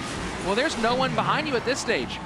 There's no one. That's the interesting thing about putting King of the Hill in the middle. Not only do you focus on the team aspect more, but now at the end, it's just take whoever you think can carry and put them there by themselves and see if they can shine or crumble. And that balloon does get to Dower for a massive hit. Wings now a substantial amount of damage on both his Princess Towers, and really not much on the towers of Wen. Another big couple Muskie shots, though. 3 Muskie shots in the left-hand lane, so now Wings making things interesting again. Balloon to the right-hand side, and now you get the miner to the back, does get around the guards, and Giant Snowball making just enough room. Nope, second Snowball comes down. Balloon gonna get death damage, but not drop damage. You wonder if Wings is gonna start to change up the placement of his furnace to start to catch the balloon, just to add a little bit additional support. And if it is going to the right-hand lane, those Fire Spirits will be hitting the balloon. They will be supporting the Royal Hogs. Well, he's playing the furnace right now from more of a pressure offensive position rather than as a reactive defensive position. Now, he does have the option, if he has the furnace just a tile higher, that even the opposite lane, he can Giant Snowball to get that balloon on tower, or onto the furnace. Yeah. That Muskie getting tanked for by everything. Guard, and the Snowball comes in and cleans her up real quick.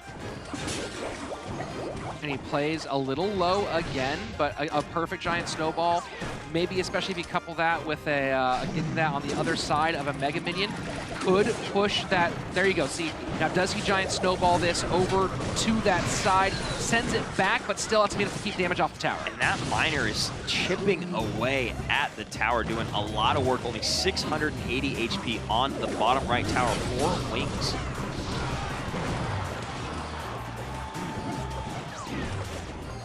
Final minute.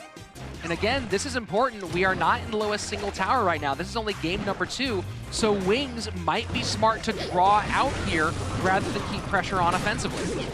Yeah, because a loss and a draw are equally bad for him.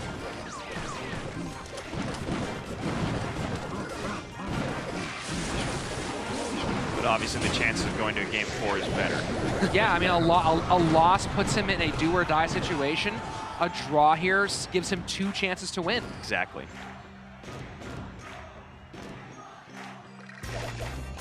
Wow, and Wings took the slight damage advantage just now, and you see Wen switching lanes again. I don't know about that lane switch. I don't either. He's gonna need a miner to the right-hand side, and maybe he can cycle one more time. Miner to the right-hand side, coming in probably to the back or the inside. Yeah, and there he goes. Number 3 spot. Not going to be enough, though. Giant Snowball comes in. That's going to be a draw. We are going to game number 3, and now Wings is in the driver's seat.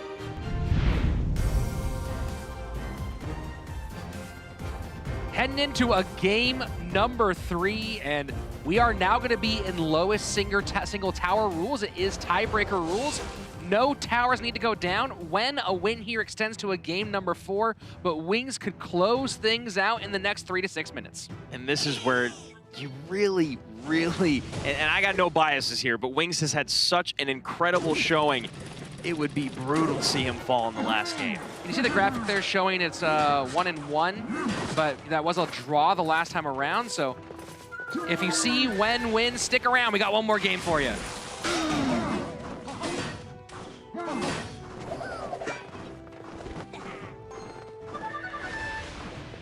Prince coming in, probably going to see an Inferno Tower out of Wen relatively soon. And a 3 Musketeers deck coming for Wings. Ooh, this is exciting. It is. It very much is. You got a lot of responses, though, to the Three Musketeers with that poison, with the Prince, with the Barb Barrel. Yeah, the Barb Barrel in its current state is real nasty against Three Musketeers. And a lot of damage in on that left-hand tower. I haven't encountered the Barb Barrel Three Musketeers relationship since the update this week.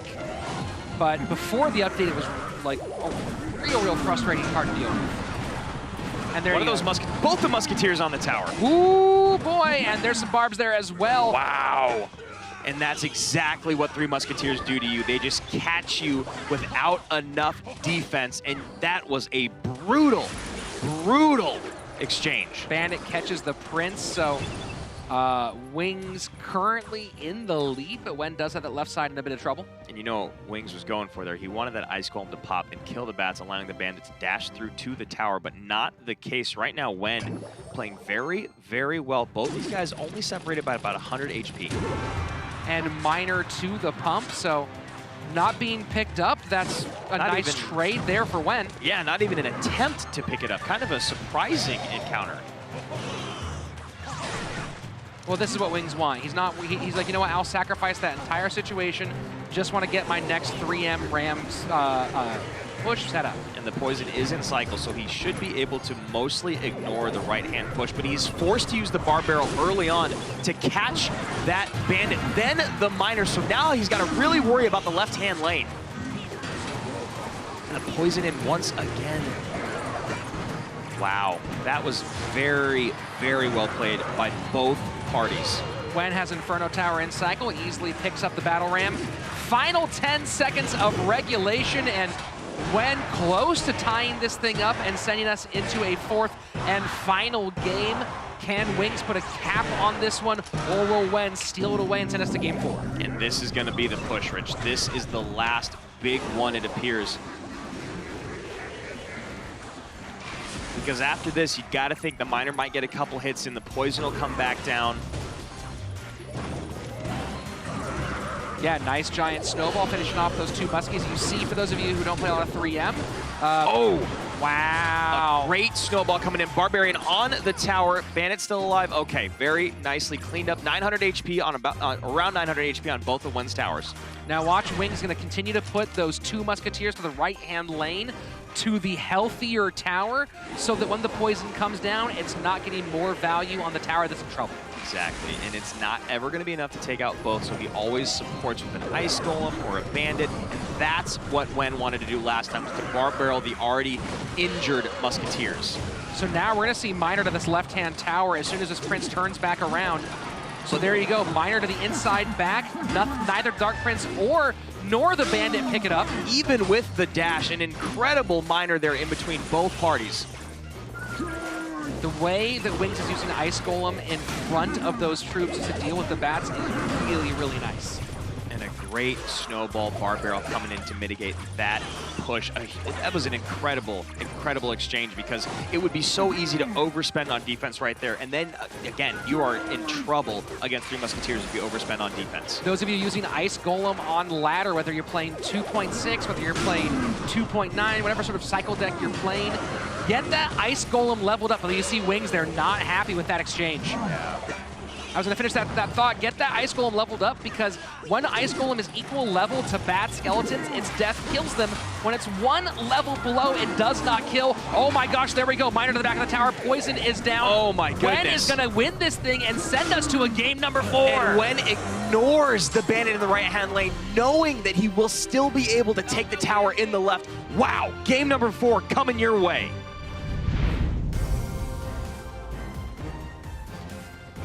A fourth and final game. It has been a pitched battle. We went 3 games in 2v2, 4 in King of the Hill, and another 4 here when fighting for his team's life.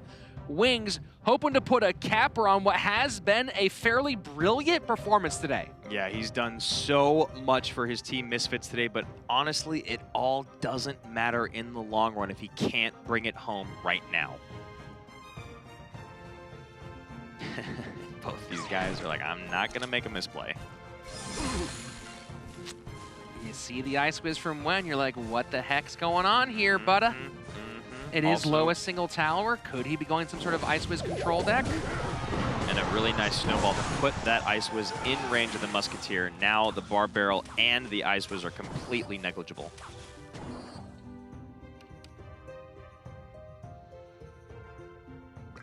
So his main Ice Wiz decks do not run Bar Barrel. And an Ice Wiz E-Drag comes out. This is Golem? Could be.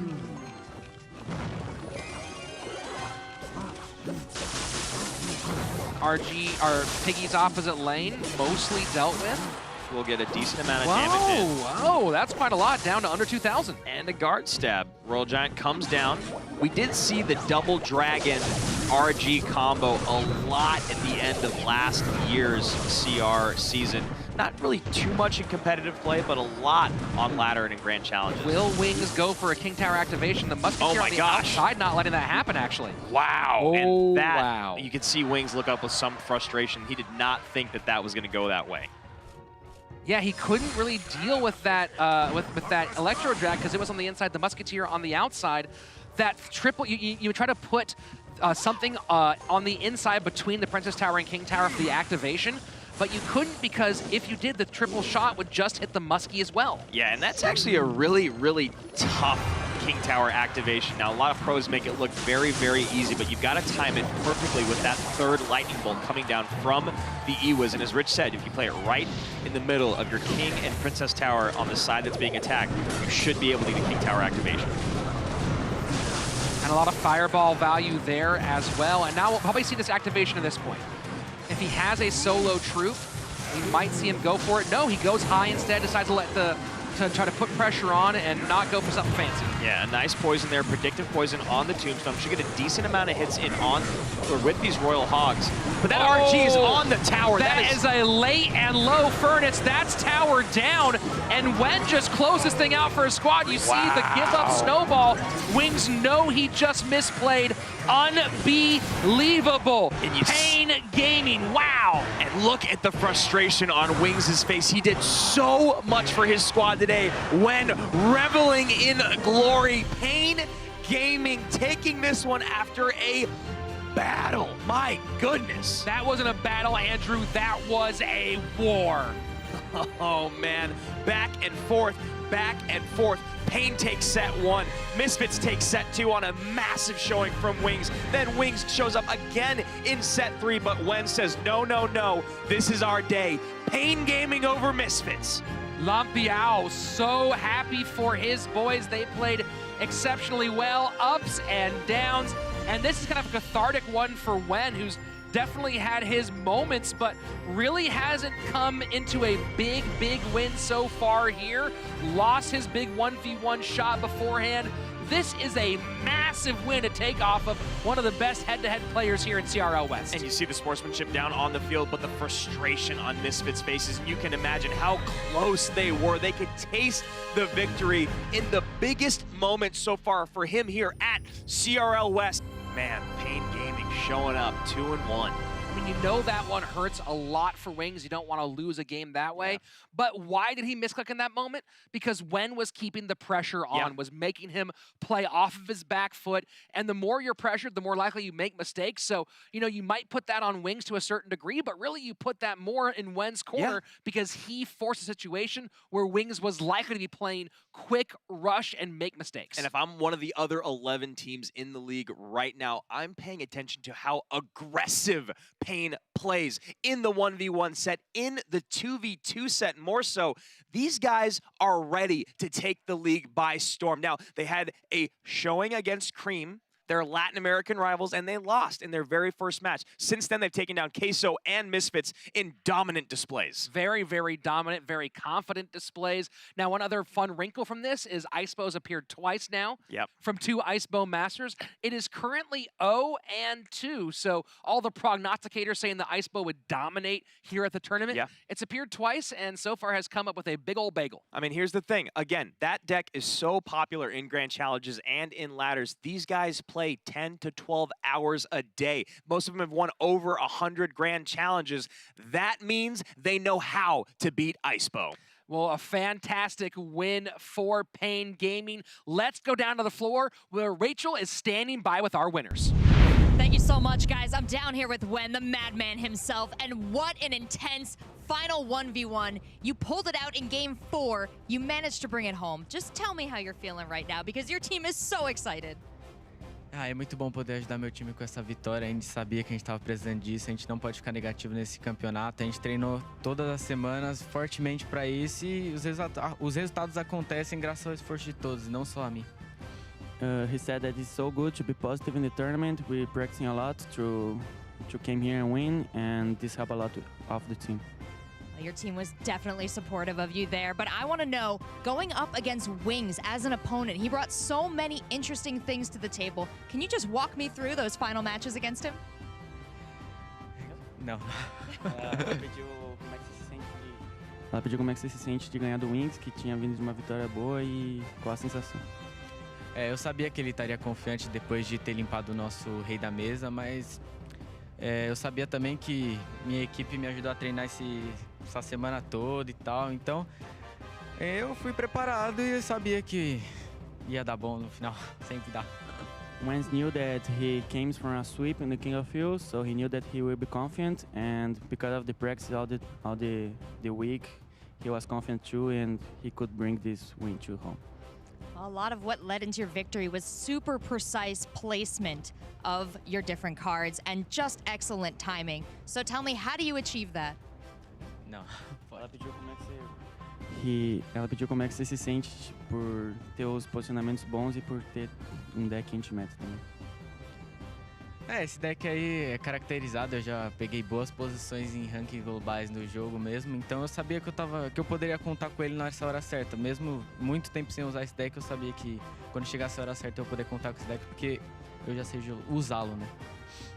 Wayne said that he already used this deck on ladder, he got good positions, and he knew that he can play this deck well and can be confident and win with this deck. Well, you have a lot to be proud of after this match. I want to know, was there a favorite interaction that you had across your matches? Ela pediu qual foi a sua maior emoção dentro do jogo, nesse último jogo. Nesse último jogo a minha emoção foi aquela partida que empatou. Eu tava com muito medo de poder dar um overcommit no ataque e ele acabar vindo com um contra-ataque muito forte. Mas também depois que passou aquela emoção, eu voltei a jogar normalmente, relaxado e consegui virar essa partida. Yeah, he said that after in the draw, he was a lot nervous and he was trying to not overcommit in the game. So after the draw, got calm, played well, and got the win. Excellent. Thank you so much for your insights, Wen. Congratulations on a victory for you and your team. We're going to send it up to the casters now for an in-depth analysis of those games. Really fantastic performance by Wen, just top to bottom, Yeah. and played for the draw when he had the opportunity. Could have taken the win there, and still had to go 3 in a row against a guy like Wings, able to pull it out in the end. It is incredible to see the calming of the nerves when you're in that situation. So much going on, and as he said, he was incredibly nervous, but he kept it together. He kept the pressure up, and I guess the pressure got to Wings. We're a little bit more unbiased here, but congrats to our friends Deco and Bruno over on the Portuguese casting desk. We have one more match to go. Let's keep going.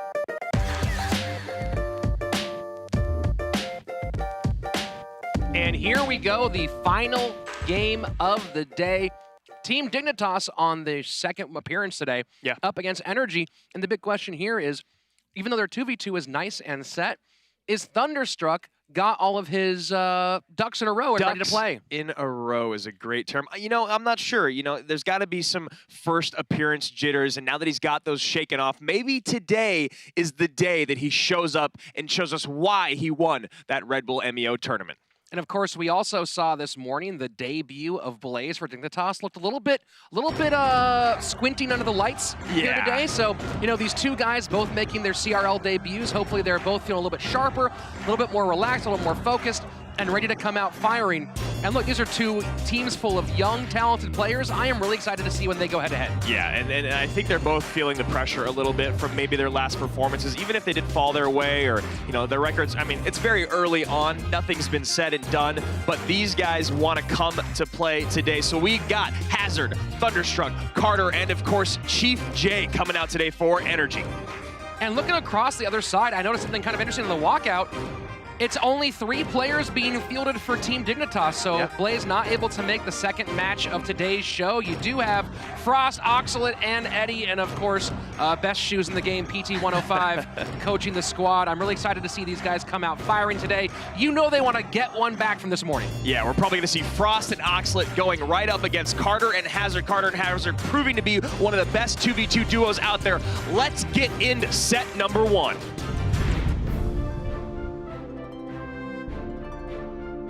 And no surprise here, Rich, you see the boys making their ways to the stands here. We got Carter and Hazard on the left-hand side, and you got Frost and Oxalate coming out for Dignitas. Both these teams need a win today. Most recently, Energy fell to Complexity, and of course, Dignitas falling in their previous match today. So no big surprise here by the 2v2 squads, and as you mentioned earlier, Carter and Hazard really, really talented as a pair. Now I see Hazard face checking to the referee a couple times there. Hopefully nothing has occurred to open up.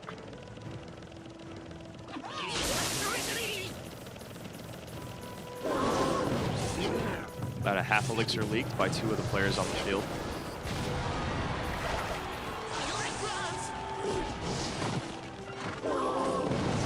So just some early cycling here from Dignitas. Probably wishing that log came down a half a second later to catch the Prince, but it really doesn't matter.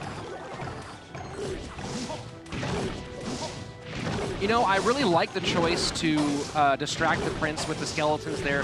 You think just let the giant skeleton eat that Prince damage, but now because of that, they get that giant skeleton maybe a little bit higher, and it didn't have a massive impact, but that concept of let's let the giant skeleton get to the bridge where it can stop the motion across, that's a valuable idea. And yeah, of course, hindsight is 2020. You see then that the Prince is a completely ignorable unit by the Giant Skelly Bomb going off. So it's just playing with great mechanics, and you do get paid back for it. So some significant damage so far by Energy in both lanes. Dignitas decides to golem up as we reach the midway point of regulation time. And this is a big moment for Energy to punish, and as you can see, Dig is just going to eat this damage. They're going to lose the tower. The RG is locked, and they're going to support this golem push. I don't know how I feel about that. Let's find out if it pays off. Well, Energy has a pile of elixir ready to defend against this, so I don't know what their best choice is going to be. Also, the Giant Skelly right at the bridge is going to help clean up all that support. Ice Wiz, Baby Dragon in the back. That was pretty much picture-perfect defense by Energy. And it wasn't a really tall ask for them either. No, I think that was a big oversight by the boys on Dignitas, knowing that the Giant Skeleton is in play. Stacking all those units behind the Golem is just asking for it. Here goes Energy slowing things down. Nice lightning. Look, that push did do some pretty significant damage on the left-hand side, but now they're going double on into the right-hand lane where they don't have the same amount of damage.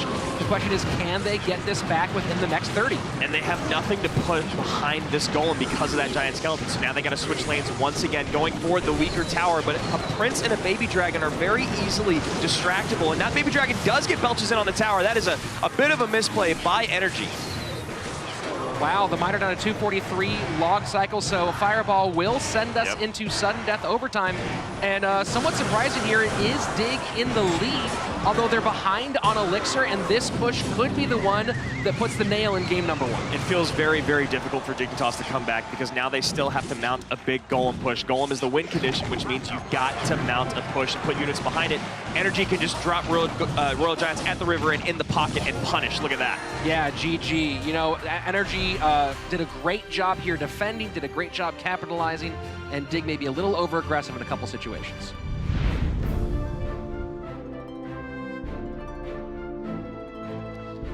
Game number 2, and it really was just some clean play by Energy. And so far, Oxalate and Frost really not finding a ton of rhythm. You know, that seems to be, what's the best way to put this? It seems to be sort of like they're playing 1v1 in 2v2. Yeah, and I think that's a very interesting and great way to put it, Rich. I mean, they're very, very talented players on their own, but we all know how important the chemistry, synergy, and communication is in 2v2, and Carter and Hazard have it in spades.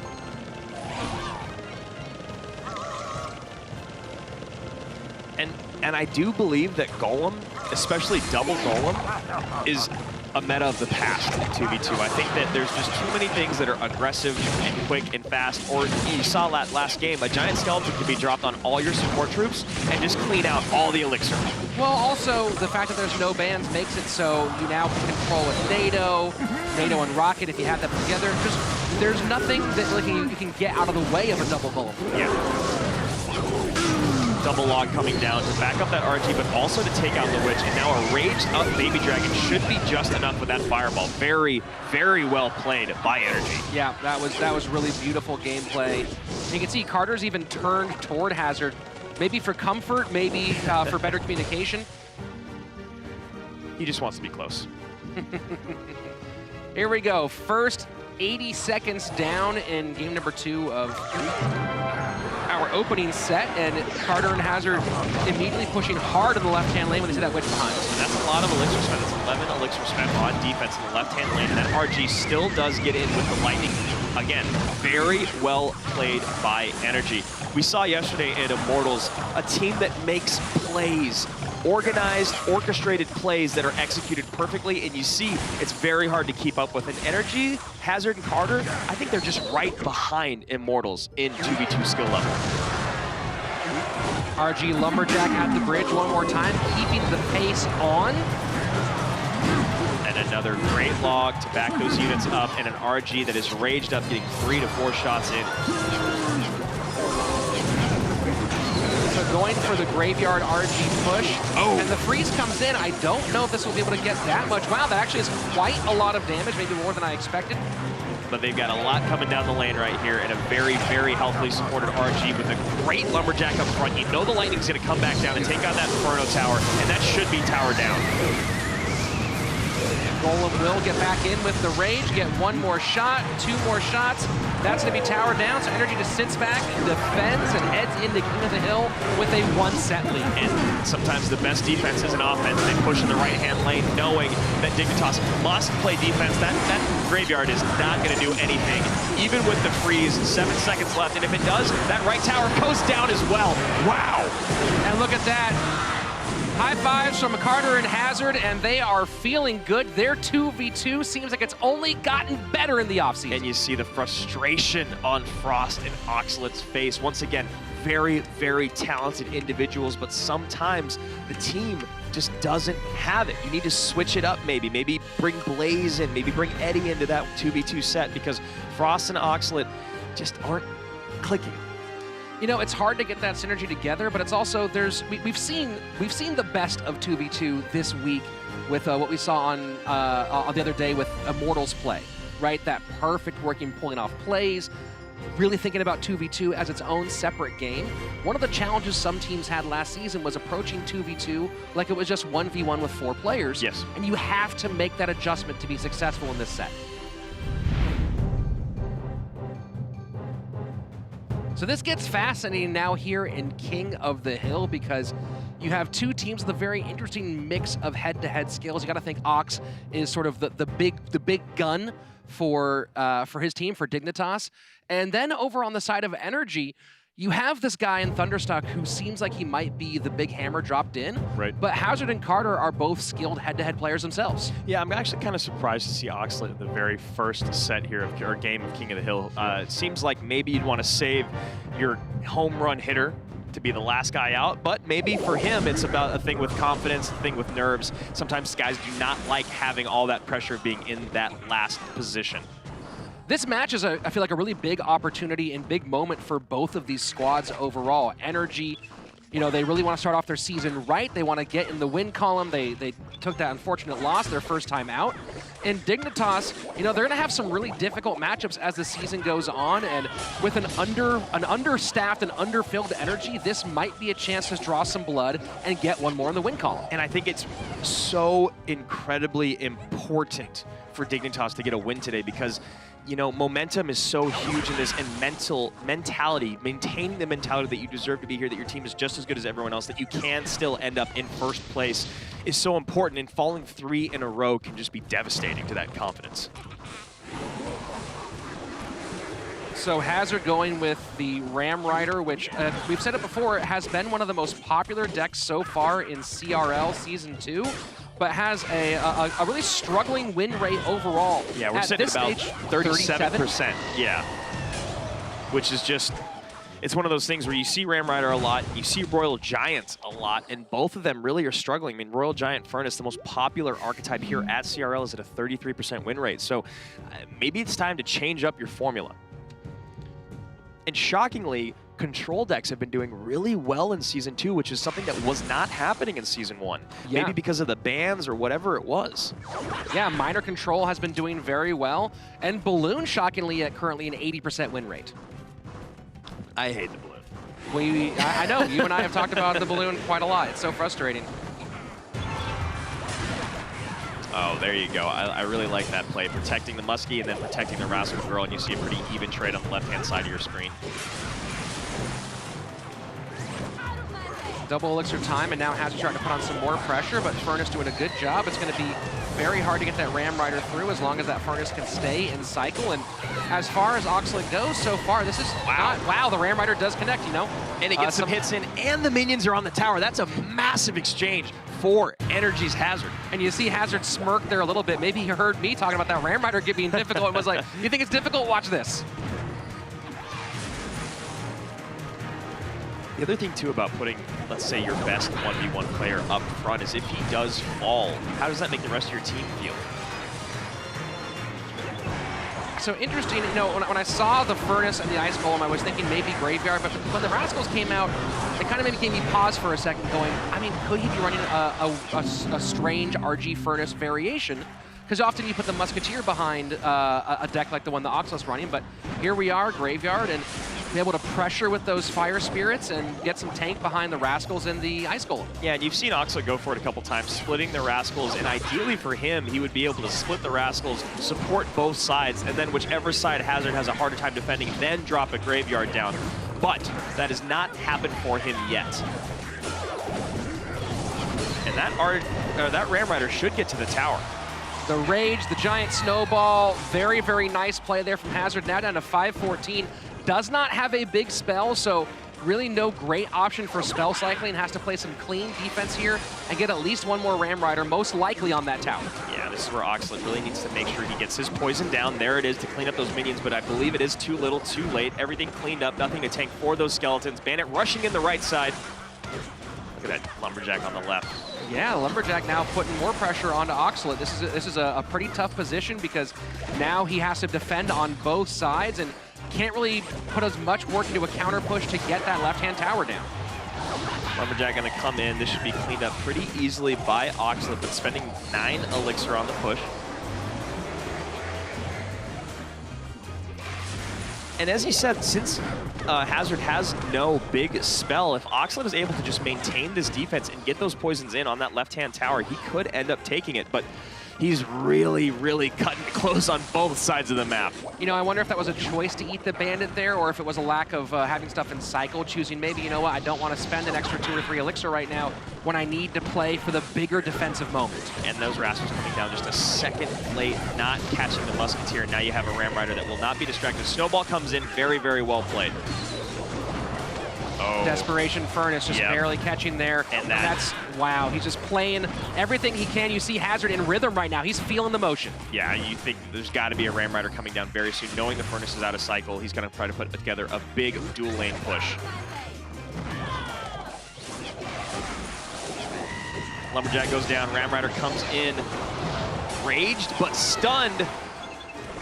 Barely, just one more tick of damage would have been, or of HP would have been enough for that Ram Rider to get on tower. Instead, we are in the final 30 seconds, and Oxlade's keeping this thing close. And keep in mind, this is King of the Hill, its lowest single tower. So if Oxlade does get a few hits of damage and a poison down, he could put himself in a place where Spell Cycle could steal it. Yeah, this has been an incredibly impressive show of display from our defense from Oxlade. It's just, it feels like he's drowning, but he's somehow maintaining it. I mean, if he has any hope, Oh, he needs, Bandit in. That's it. Game over. Hazard takes game number 1. Very well played for Energy. They are off to a great start today. Well played, young man. Well played.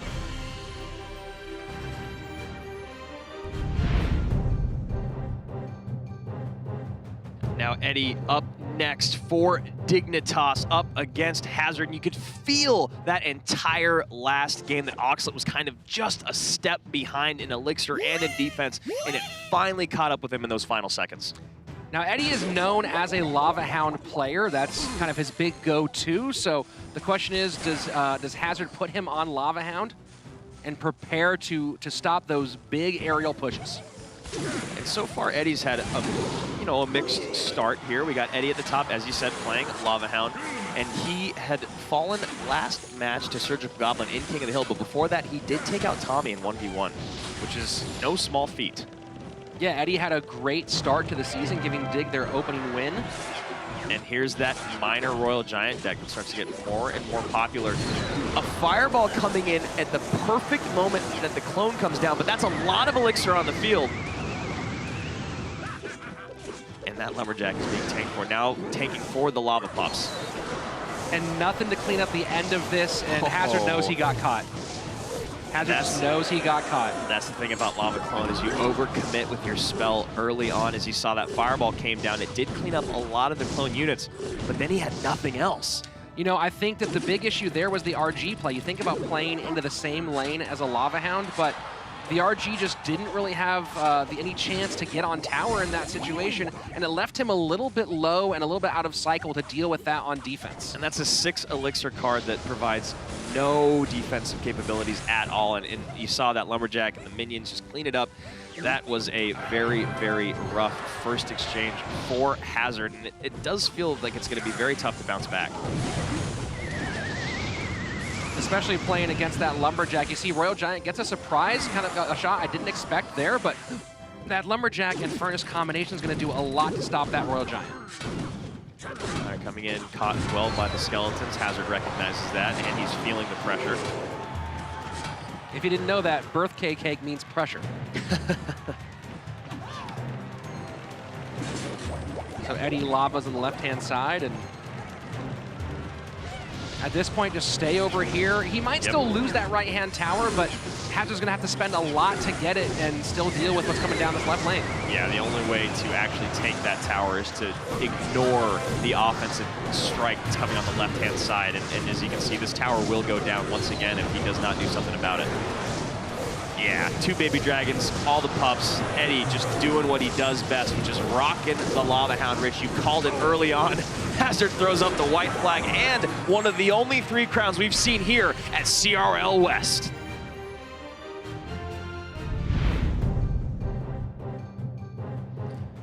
Next up, a chance for redemption from the Scotsman, all the way from North Ayrshire, it's Thunderstruck. Thunderstruck had a very, very tough first showing because he ran into Vulcan on a run. Vulcan took out 3 players, a 3-player sweep in King of the Hill, and then pushed that to the 3rd set against Thunderstruck 1v1. Thunder did take 1 game from Vulcan, but Vulcan ended up coming out on top.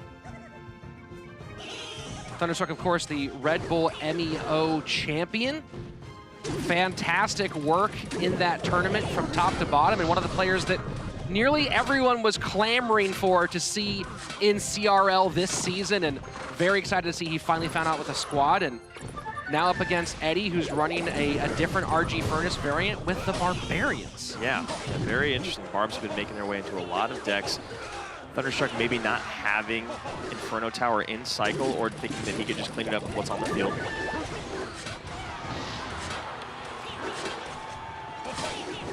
This minor Prince deck has been very popular so far this season. Oh, and this is exactly why that Prince is going to get two stabs in. 2 big ones. Minor control already at a pretty fantastic win rate. 5 of 7, and I believe that this particular deck is either undefeated or maybe 3-1 at this point. Yeah, it's just so powerful. And as we said at the top of the match, we were talking about how, you know, the control decks last season really didn't fare very well. It seemed like it was impossible to control the pros, but this deck in particular has been outstanding.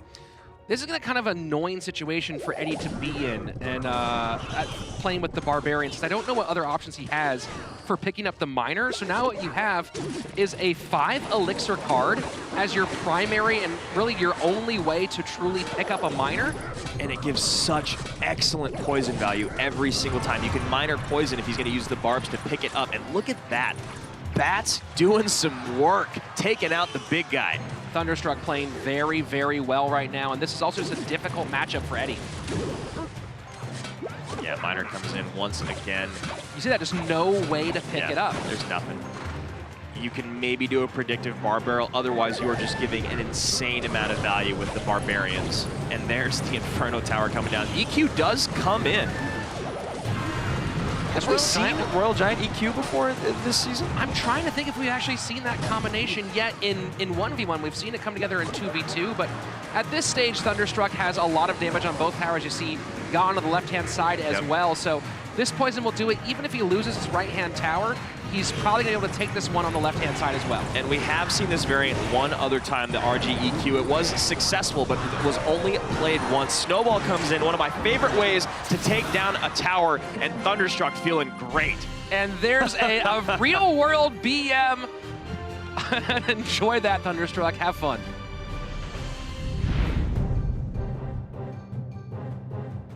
You gotta love the real-life BM coming out from Thunderstruck. I mean, this is a sport, okay? Athletes should celebrate when they have a dominant victory, and that's exactly what just happened. Yeah, will the yawning Thunderstruck become a meme or a GIF? Who knows? Is it already created by the time I've said this? The answer is yes. One more for Dignitas. Frost needs to get 2 in a row. Can he unseat the young man from North Ayrshire? And by the way, if you're wondering where North Ayrshire is, that's outside of Glasgow. If you don't know where Glasgow is, that's in Scotland, which is in the United Kingdom, which is in Europe. Which is on this planet. So I've been told. So in Frost's last appearance, he did stop Kuchiku, who was on a tear, but he then fell to Dark Angel. That did result in a match loss. And anytime you see Gob Giant, you always think Sparky. Yeah, it's almost, yeah, there he goes. There comes the Sparky. Now, at this point, the E-Wiz is going to help a little bit, but the real question is going to be, can he pick up those Sparky shots and get the E-Wiz ready enough in time? And you see Frost with a shake of the head. Those skeletons were literally a waste of elixir, bringing the attention to the Prince and taking it out. And he does get back to the E-Wiz in time, but gonna get picked up fairly easily here.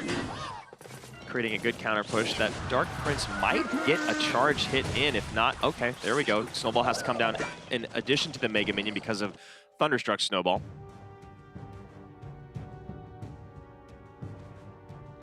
And recuperating Elixir and trying to figure out their next plan of attack. Thunder just cycling. Now Frost does have some decent answers to the Sparky as long as he plays them in the right spot. And there you go, Golem up in the back. Now that's going to be really frustrating because now Frost knows he's going Golem directly into a Sparky. That's going to be real nasty. Couple that with the Hunter as well, and this is a real tough spot for Frost. And the way that the Golem is so far ahead of the rest of the pack, it will cross the river, and now there's almost no way to get the E-Wiz on that Sparky. And that's a beautiful light on both sides, actually. Frost, very well-timed lightning, and that Hunter, wow. Yeah. Wow. Just eats up the Prince. Thunder feeling himself. You see there a little shake on the podium, like, all right, nice try, man, but you're not going to break through. I thought that Hunter was not going to do the job, but it gets it done. Yeah, look there for a moment that Prince might get it one stab in with his lance, but not today. Frost does have some good options to contend with the deck he's facing. Between the Lightning, the E-Wiz, and then the Skeletons and Barb Barrel to try to distract and absorb some of those Sparky shots. A double Lightning coming down from both sides. I think in the combination, I think the real issue isn't so much the Sparky, it's that the Sparky and the Hunter together to make it really hard for Frost to find any way through. And he needs to find a way to get his E-Wiz into play in the sense of stunning the Sparky, because the Lightning is great, but as you've seen both times, the Lightning comes down and the Sparky's still alive, it's still doing work. Now here's the real question is, can Thunderstruck mount any offense? Because he does have to spend a lot of elixir and time and focus defending against these big pushes. Lightning's doing a good job keeping him on his side of the board. So very close to doing what he wanted to do. If that Barbarian had attacked the Sparky as opposed to the Dark Prince, that would be a very dead Sparky with a moderately healthy push from Frost. But once again, we're kind of caught in a stalemate. Barb a little high there, but actually works out to get some swings for Thunderstruck. And in a situation where it looks like really spell damage might be the name of the game. That Prince is going to get a charge as well. Wow. Wow. You know, you really thought that maybe that Golem would pick up that Dark Prince. Does not do it. Ooh, and the high Hunter. Golem gets the tower, and very nice giant snowball. Does get the breakup on the Golem, but now suddenly Frost is right back in this one. Yeah, Golemites on the tower will bring this within a couple hundred damage.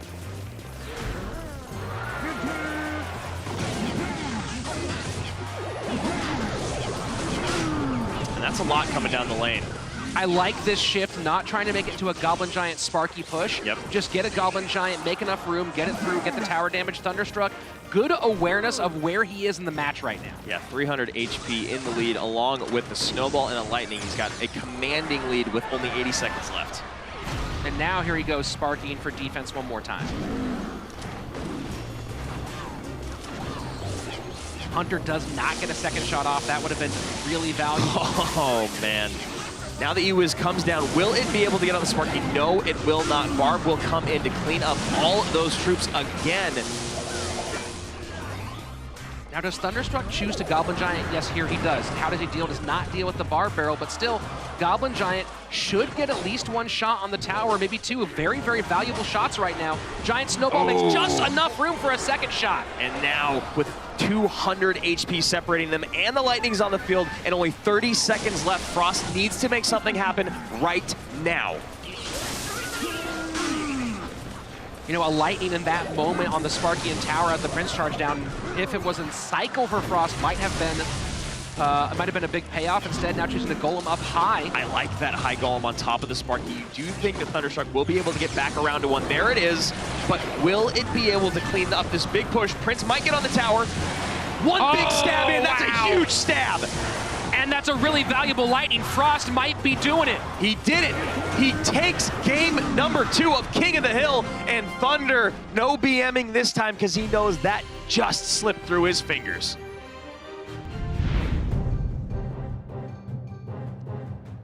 Game number 5, it looked like Dig was in a lot of trouble, and now Frost has battled back and has a chance to send his squad into the third and final set. And if that third and final set does come up, you have to know that only Tilted Eddie can show up for Dignitas in 1v1. So his struggles have been medium. You know, he's done okay in King of the Hill. He did take a 1v1 set against Tommy, so that is their guy if this does go to the third and final set.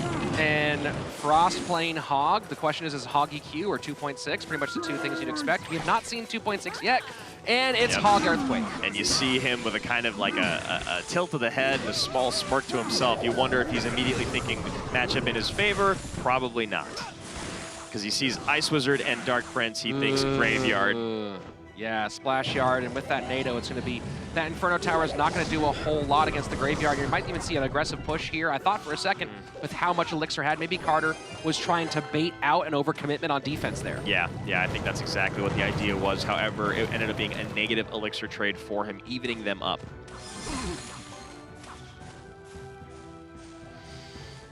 Cycling the Ice Wiz in the back.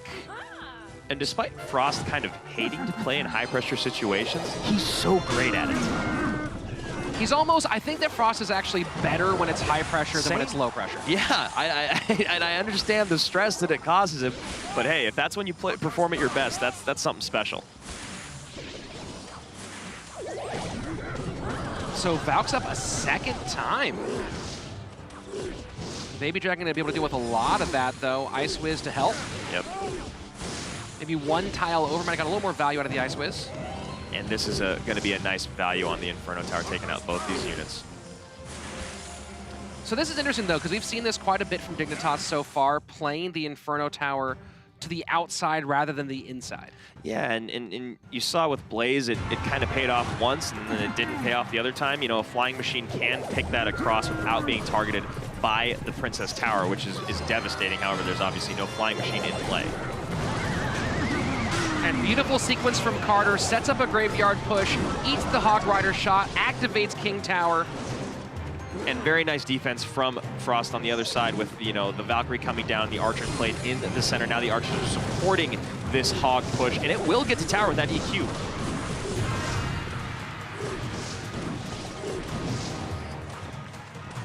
It is no secret that Frost loves Hog Rider 2.6. However, in competitive play, it's just not quite as viable as it used to be. So this new Hog EQ deck is now one of his favorites. Although, don't let Jack know that I said that. So here we go, heading into sudden death overtime, and it is Frost with a lead on both lanes. And, you know, Andrew, hey, Andrew.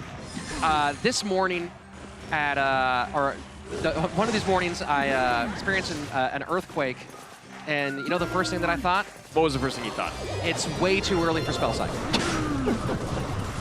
Just live, breathe, and eating all things CR.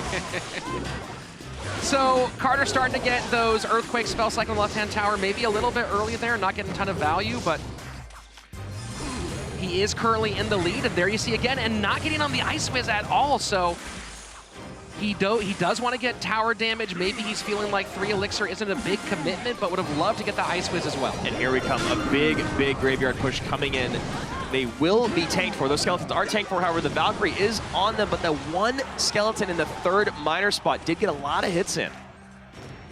And you can see that Frost isn't very happy with how that went.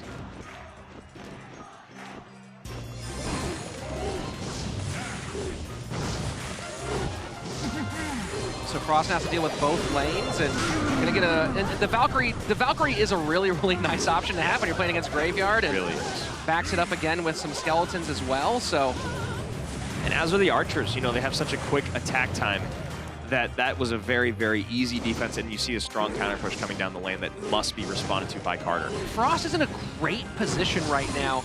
I'm just concerned about the pure spell cycle at this stage. It is low a single tower. He is trying to stay ahead, but that's 3 Elixir that you're already in the lead. That's 3 Elixir I don't know if you need that might be better if he spent on defense. Maybe he feels so confident on defense, he's not worried about giving up one big graveyard push. Personally, I wouldn't play that fast and loose. I mean, he does have so many responses to the graveyard, so that's probably exactly as you said. He's just feeling very confident in his defense. The Valkyrie, the Snowball, obviously the Archers in there, and even the Skeletons can distract. Barbell comes in just in the nick of time to clean up all those troops. Now we have a decent counter push in the right-hand lane, and again, that EQ spell cycle in the left. Final 45 seconds. Maybe it was just a premonition you had. Frost knows what's coming. Carter knows what he has to do. Can Frost stop it one more time? An excellent top played, or a high played Valkyrie there to stop the Dark Prince from crossing the river. Poison does come down to help clean up those Archers, but it is not gonna be enough unless, that Valkyrie comes in the nick of time. Carter now just stacking here at the bridge. Maybe time for one more graveyard. That's a lot coming down. Mado to everything. King Tower, Baby Dragon might get one more belch. It does not happen. The Archers are there. Poison comes down. Frost will take this. So close. Oh my goodness. EQ just barely staying ahead. Graveyard not quite in time. Frost takes the win, clutches up in King of the Hill, and sends his squad to the 3rd and final set. You see him hyped on the stands. That got way too close for comfort, and look at the dance. Feeling himself, feeling his team, and now Dignitas in a position to close out Energy in their 2nd appearance. Dignitas cannot go down 1 and 3. That was absolutely wild, you know. And you saw there at the end, if there were 5 more seconds in this match, Frost could have been in trouble. He got those spell cycles going really early. Now, the question is, on one hand, did the spell cycles keep him ahead of the game? Or would he be able to defend the graveyard even more perfectly had he not been throwing the EQs down as much, naked on the tower? Yes, is my answer. Yes, that is the question, absolutely. So here we are back to set number 3, that tiebreaker set. And as we said before, Tilted Eddie will be coming out for Dignitas. Who is coming out for Energy? Thunderstruck. As you said, Andrew, Frost plays better under pressure, and we saw some of that today, and we've all made desperation plays in a moment when it's just everything is piling on. Let's take a look at one of those big moments from the 4th game where Frost was playing that Golem Prince deck, and Andrew, you loved this moment. Yeah, I mean, as you said, desperation plays, and you know, Frost might tell us, nah, it was all planned out, but as you see right here, this Prince is coming down the lane. It gets shot by the Sparky. There's nothing else there, but he knows he has to stop this push that's coming down. So he starts to play desperate defense. Ewiz comes down. All these units coming down, but they get cleaned up. There's nothing there. Barbarrel's going to go down as well with the Hunter. So what does he do? A high Golem right into a Hunter, right into a Sparky. However, that means the Sparky is now out of cycle and he can mount this big push. Sparky comes down a hair late, and that allows the Prince to get in and get to the tower. Boom, the Golemites go down, and a 1 HP Prince changes the game. Hey man, he's one shot. He's one shot. Finish him off. And then he finishes you off. If you've ever played a Battle Royale game, I mean, that's half of what you scream. Yep. Man, he's one shot. He finished me. Go get him. Well, Prince one shot, takes the shot necessary, and got Frost to game 4, won game 5, and here we are heading into 1v1 down to the towers. And as Andrew mentioned, you know, you can't play in both 2v2 and v1, so we know who's coming out for both sides. It's going to be Eddie for Dignitas and Thunderstruck for Energy. And Eddie throws out a good luck 1v1 again. He has succeeded in this set against Tommy, one of the best in the world. So he's got to be feeling pretty good about himself. Thunderstruck looking like he might be playing that minor Prince control deck. Hog Rider. I mean, Hogs. And Royal Hogs run into a big pack of barbs. Probably not what Thunderstruck wanted to see. Eddie very, very happy with that exchange. And the Dark Goblin in the bottom left-hand side of the screen getting a few shots in. Mega Knight is a strong counter for the barbs.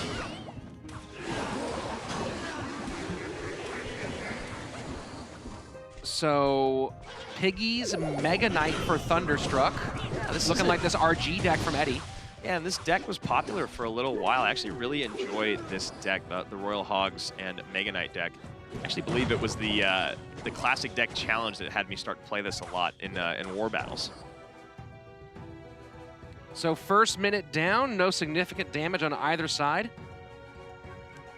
And there you go, Eddie chooses to Royal Giant up behind the tower in single elixir, and Thunderstruck chooses not to punish that moment. He's going to just play it calm and cool, see how Eddie responds to this Inferno Dragon coming down the lane. My bet here is because, you know, the idea when someone RGs in single elixir behind the Princess Tower is you punish. That's a pretty common move.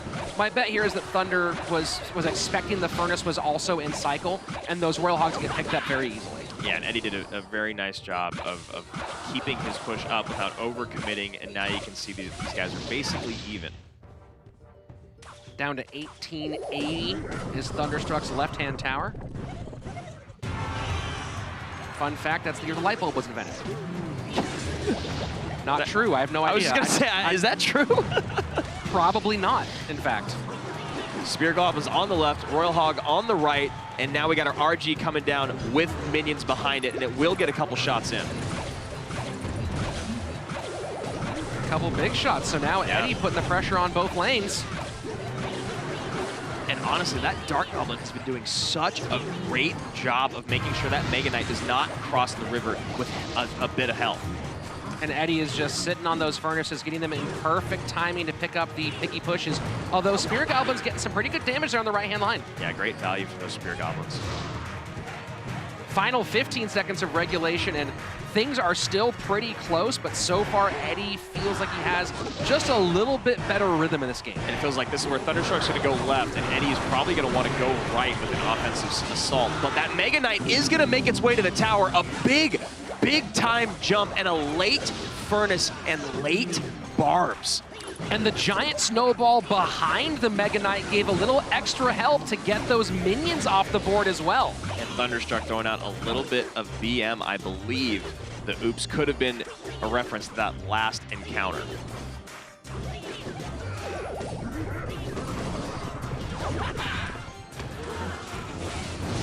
So there you go, Rascals. After that, the high Inferno Dragon, although one minion does survive, so Inferno will eat a little bit. And a couple shots in from that Royal Giant. Still at a disadvantage is Eddie. And that's great poison value right there. Very, very good poison value. So now Thunderstruck starting to get his rhythm down. Yeah, he's really starting to separate himself in this game.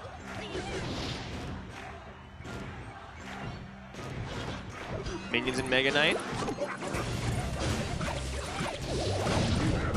Those bats get eaten up by the minions who are just barely alive. Even with that snowball, the bats could just not get to them. Still a lot of damage on that tower, and the barbs come down to deal with the Mega Knight when he's already in trouble, but that's just going to stop the push.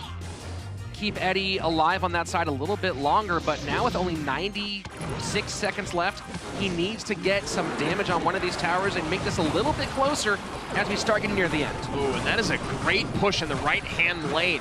Wow, this is a lot of trouble here for Eddie. The late Furnace comes down, does catch the Inferno Dragon. A great defensive play there from Eddie. The Fire Spirit's distracting the Inferno Dragon just long enough to get it off of the actual Furnace itself. Now, keep in mind, Eddie only needs a couple of RG shots to get within a spell cycle range because he's almost assuredly playing Lightning. So that right there, stopping that RG from getting any damage, was a huge moment that may have secured Thunderstruck the game. And now the Royal Hogs are undefended on the left-hand lane. Eddie knows that is going to be good game. He overcommitted with the barbs in the right. Thunderstruck feeling great about himself, moving into game number 2.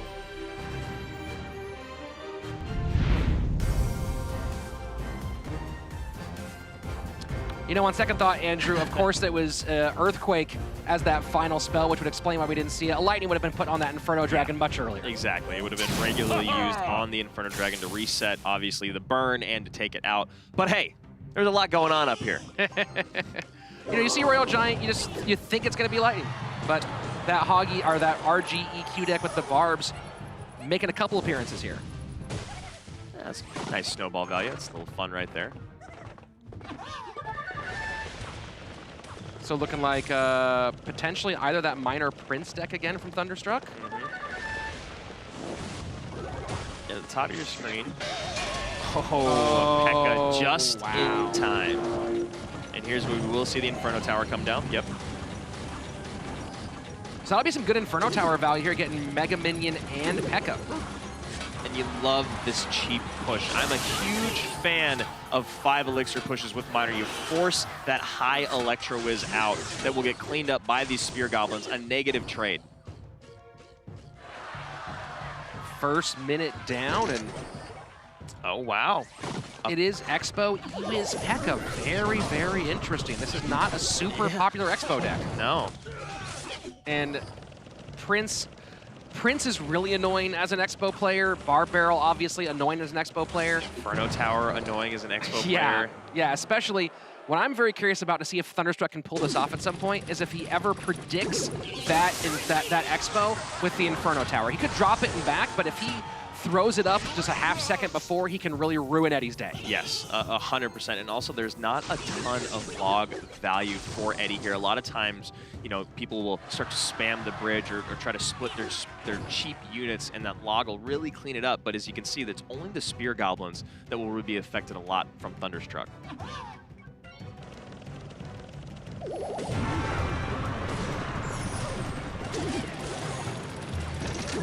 So Minor to the back. Prince comes down. Bar Barrel not quite in cycle. Prince right into a Pekka, and now a very high Inferno Tower to catch that Pekka as well. But he's got to get on top of that Inferno Tower, and he's got to do it right now. Or excuse me, the Expo. There you go. Bar Barrel gets back in, and Expo taken care of very easily. So far, Expo has not found a single win in CRL West. This is being its 3rd appearance. Yeah, and honestly, right now, it looks like matchup-wise, he's going to have a very difficult time. There's the Inferno Tower coming down right on top of the Expo, something you never, ever want to see as an Expo player. And the Barb Barrel is perfect in distracting that Mega Minion. I am feeling for Eddie right now. Interesting deck choice here, and just ran into an absolute brick wall of a matchup. And this is going to be near impossible for Eddie to come back and take this game, which does mean Dignitas will be falling 3 in a row, starting with Liquid, then Queso, and now most likely it will be Energy. Yeah, his only hope is to be able to protect the Expo and try to get past the Inferno Tower, but he just doesn't have the pieces to do that. And while he's trying to do it, it's the Miner going opposite to the tower and getting that taken care of. And you even see that high, or middle of the map, I should say, Poison just taking out the last bits of health on that Expo before it even gets a lock on the left-hand tower, which still would be inconsequential, but yeah, really, really tough matchup for Eddie. There you go, Prince opposite lane. Mega Minion does pick up the Inferno Tower, but Bar Barrel behind. Throwing some Psycho Troops, hoping to distract the Inferno Tower a little bit longer. And he's gonna get a lock here. Oh no, the Miner comes right in onto the Expo. And the Prince still had just a sliver of health left. Again, this has got to be really, really frustrating for Eddie.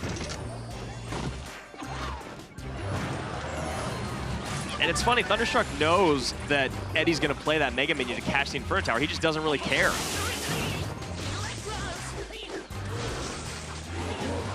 And there he goes, getting the first of the 2 poisons down, takes a couple of Expo shots, not worried about it. He'll pick up the Expo one more time, get one more poison down, and Thunderstruck is gonna seal this thing for Energy. Yep, now just got to get right back. One more card to get to that poison. There we are, and now that is a good game. A clean sweep of the 1v1 set by Thunderstruck, showing exactly why he won that MEO tournament. Unbelievable, very, very well played. Great deck choice. You know, that's been a really popular one. Miner Control continues to be top tier here at CRL West. Striking all the poses, feeling himself. Wow, I love it. I love someone that comes into the league, very first season, second match ever at CRL, and he has just got all the swagger.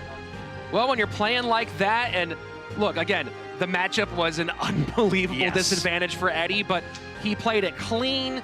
He played it pretty much as well as you can and got a nice 2-0 sweep in 1v1 to secure the win for his squad, and he's got to be happy he took that long airplane ride over the Atlantic Ocean. Yeah, and now this is the moment where Dignitas needs to go back to the drawing board and figure out, what do we need to change? Is it the 2v2 set so that we can have someone else available in the 1v1? Or is it one of the situations where you're just kind of crippled by having a light roster at the moment? Yeah, they don't have all their options. We've only had their 4th player, Blaze, here for a moment. It does make them maybe a little bit more predictable. Yeah. 2v2 has been a bit of a struggle so far. And again, the deck choice, I think, was really, really an issue. Expo has not performed well here. And a lot of the decks that are popular right now in CRL West do not, they match up really, really favorably against Expo decks. Yeah, and ironically, on the other side of it, you have Energy, who only had 3 players coming out today as well, but Carter and Hazard are dominant in 2v2. We've said it many, many times. They are some of the best in the world at 2v2. And Energy last season just barely missed the playoffs due to a lot of really, really bad luck. But their 2v2 sets, I think they were around 9-3 overall. Yeah, they played really well in 2v2 and just didn't have it together. Their 1v1 was not performing well, and their King of the Hill had some bumps and bruises along the way. So now they have Thunderstruck, which is a very nice addition, nice upgrade. They are still waiting potentially on some more of their roster, so hopefully they will show up here as well. But that's enough for now. Let's see how well you can understand a Glaswegian accent. We're heading to the floor where Rachel's standing by with Thunderstruck. Thank you guys so much. Thunderstruck, you've been so much fun to watch in-game and out of game. You're bringing a lot of personality to the tower. Thank you. Yeah, I just love being on stage. It's always been one of my loves. Well, you're a natural up here. This is only your 2nd match in CRL, but you are really setting a reputation for yourself. Is that what you came out here to do? Yeah, I traveled about 36 hours ago to Los Angeles, so this has been overwhelming. Wow, so you're playing tired, but you've got your team here to support you, and you've brought us some interesting decks as well. Tell us a little bit about the Miner Prince deck you brought. Miner Prince is, in my opinion, one of the best decks in the game. It's extremely consistent, and if you play it well, it can beat nearly any matchup. Now, you had a matchup against Frost there that looked like it was going your way, but what happened at the very end? That match was a bit unfortunate. If I played my Sparky higher, I would have defended his Prince, and I would have won. but small mistakes like that can cost you a game, and we'll be sure to analyze these mistakes and not make them next time. Well, you've got a great team to work with to help you analyze. Give me a little insight into how you're fitting in on NRG. NRG is one of the perfect teams for me. They have such a solid 2v2 with Carter and Hazard, and me coming in as a 1v1 specialist just really completes the team. Fantastic. We look forward to more from you guys. And now we're going to send it back up to the casters to wrap up the day. Thanks a lot, Rachel. You can see Thunderstruck while having fun on stage. As soon as he's off stage thinking about how the match went down, he's focused. That man really is all business, even when he's having a good time. I mean, that was a pro interview. He gave credit to his teammates, and he talked about how he is a 1v1 specialist. He got to come and do exactly what he wanted here, even with just traveling to the States only 36 hours ago. So very impressive from And of course, what did he want, Andrew? The big ol' win, and that was a huge one today for NRG. Let's look at today's results. As you see here at the very top, we have 2 sweeps, a dominant performance from Team Queso over Dignitas. After that, SK Gaming showing up Team Liquid 2-0. Pain goes 2-1 over Misfits, who have yet to find a win. And you see a double-header day was very, very rough for Dig. It looked like they had it at the very, very end, but NRG said no, no, no. So there you have it. Debut for SK Gaming goes very well. And let's take a look at our standings after the results from today. Some big wins, some big losses, Andrew. Yeah, Immortals here at the very, very top. The only team to play 2 matches and stay undefeated. Tribe and Pain Gaming, as you can see, Pain moving up now 2-1. Cream Esports dropping, still 2-1. SK in 5th at 1-0 with a dominant performance. As we get into the middle of the pack, we've got 3 teams tied at 1-1. Complexity, Liquid, and NRG with that win, bringing up into 6th place. And finally, 9th place, Team Queso does get their first win in 3 matches. Lastly, we've got Misfits 0-2. Dignitas now falling 3 in a row at 1-3, and Fnatic falling 2 in a row, now 1-2 in 10th.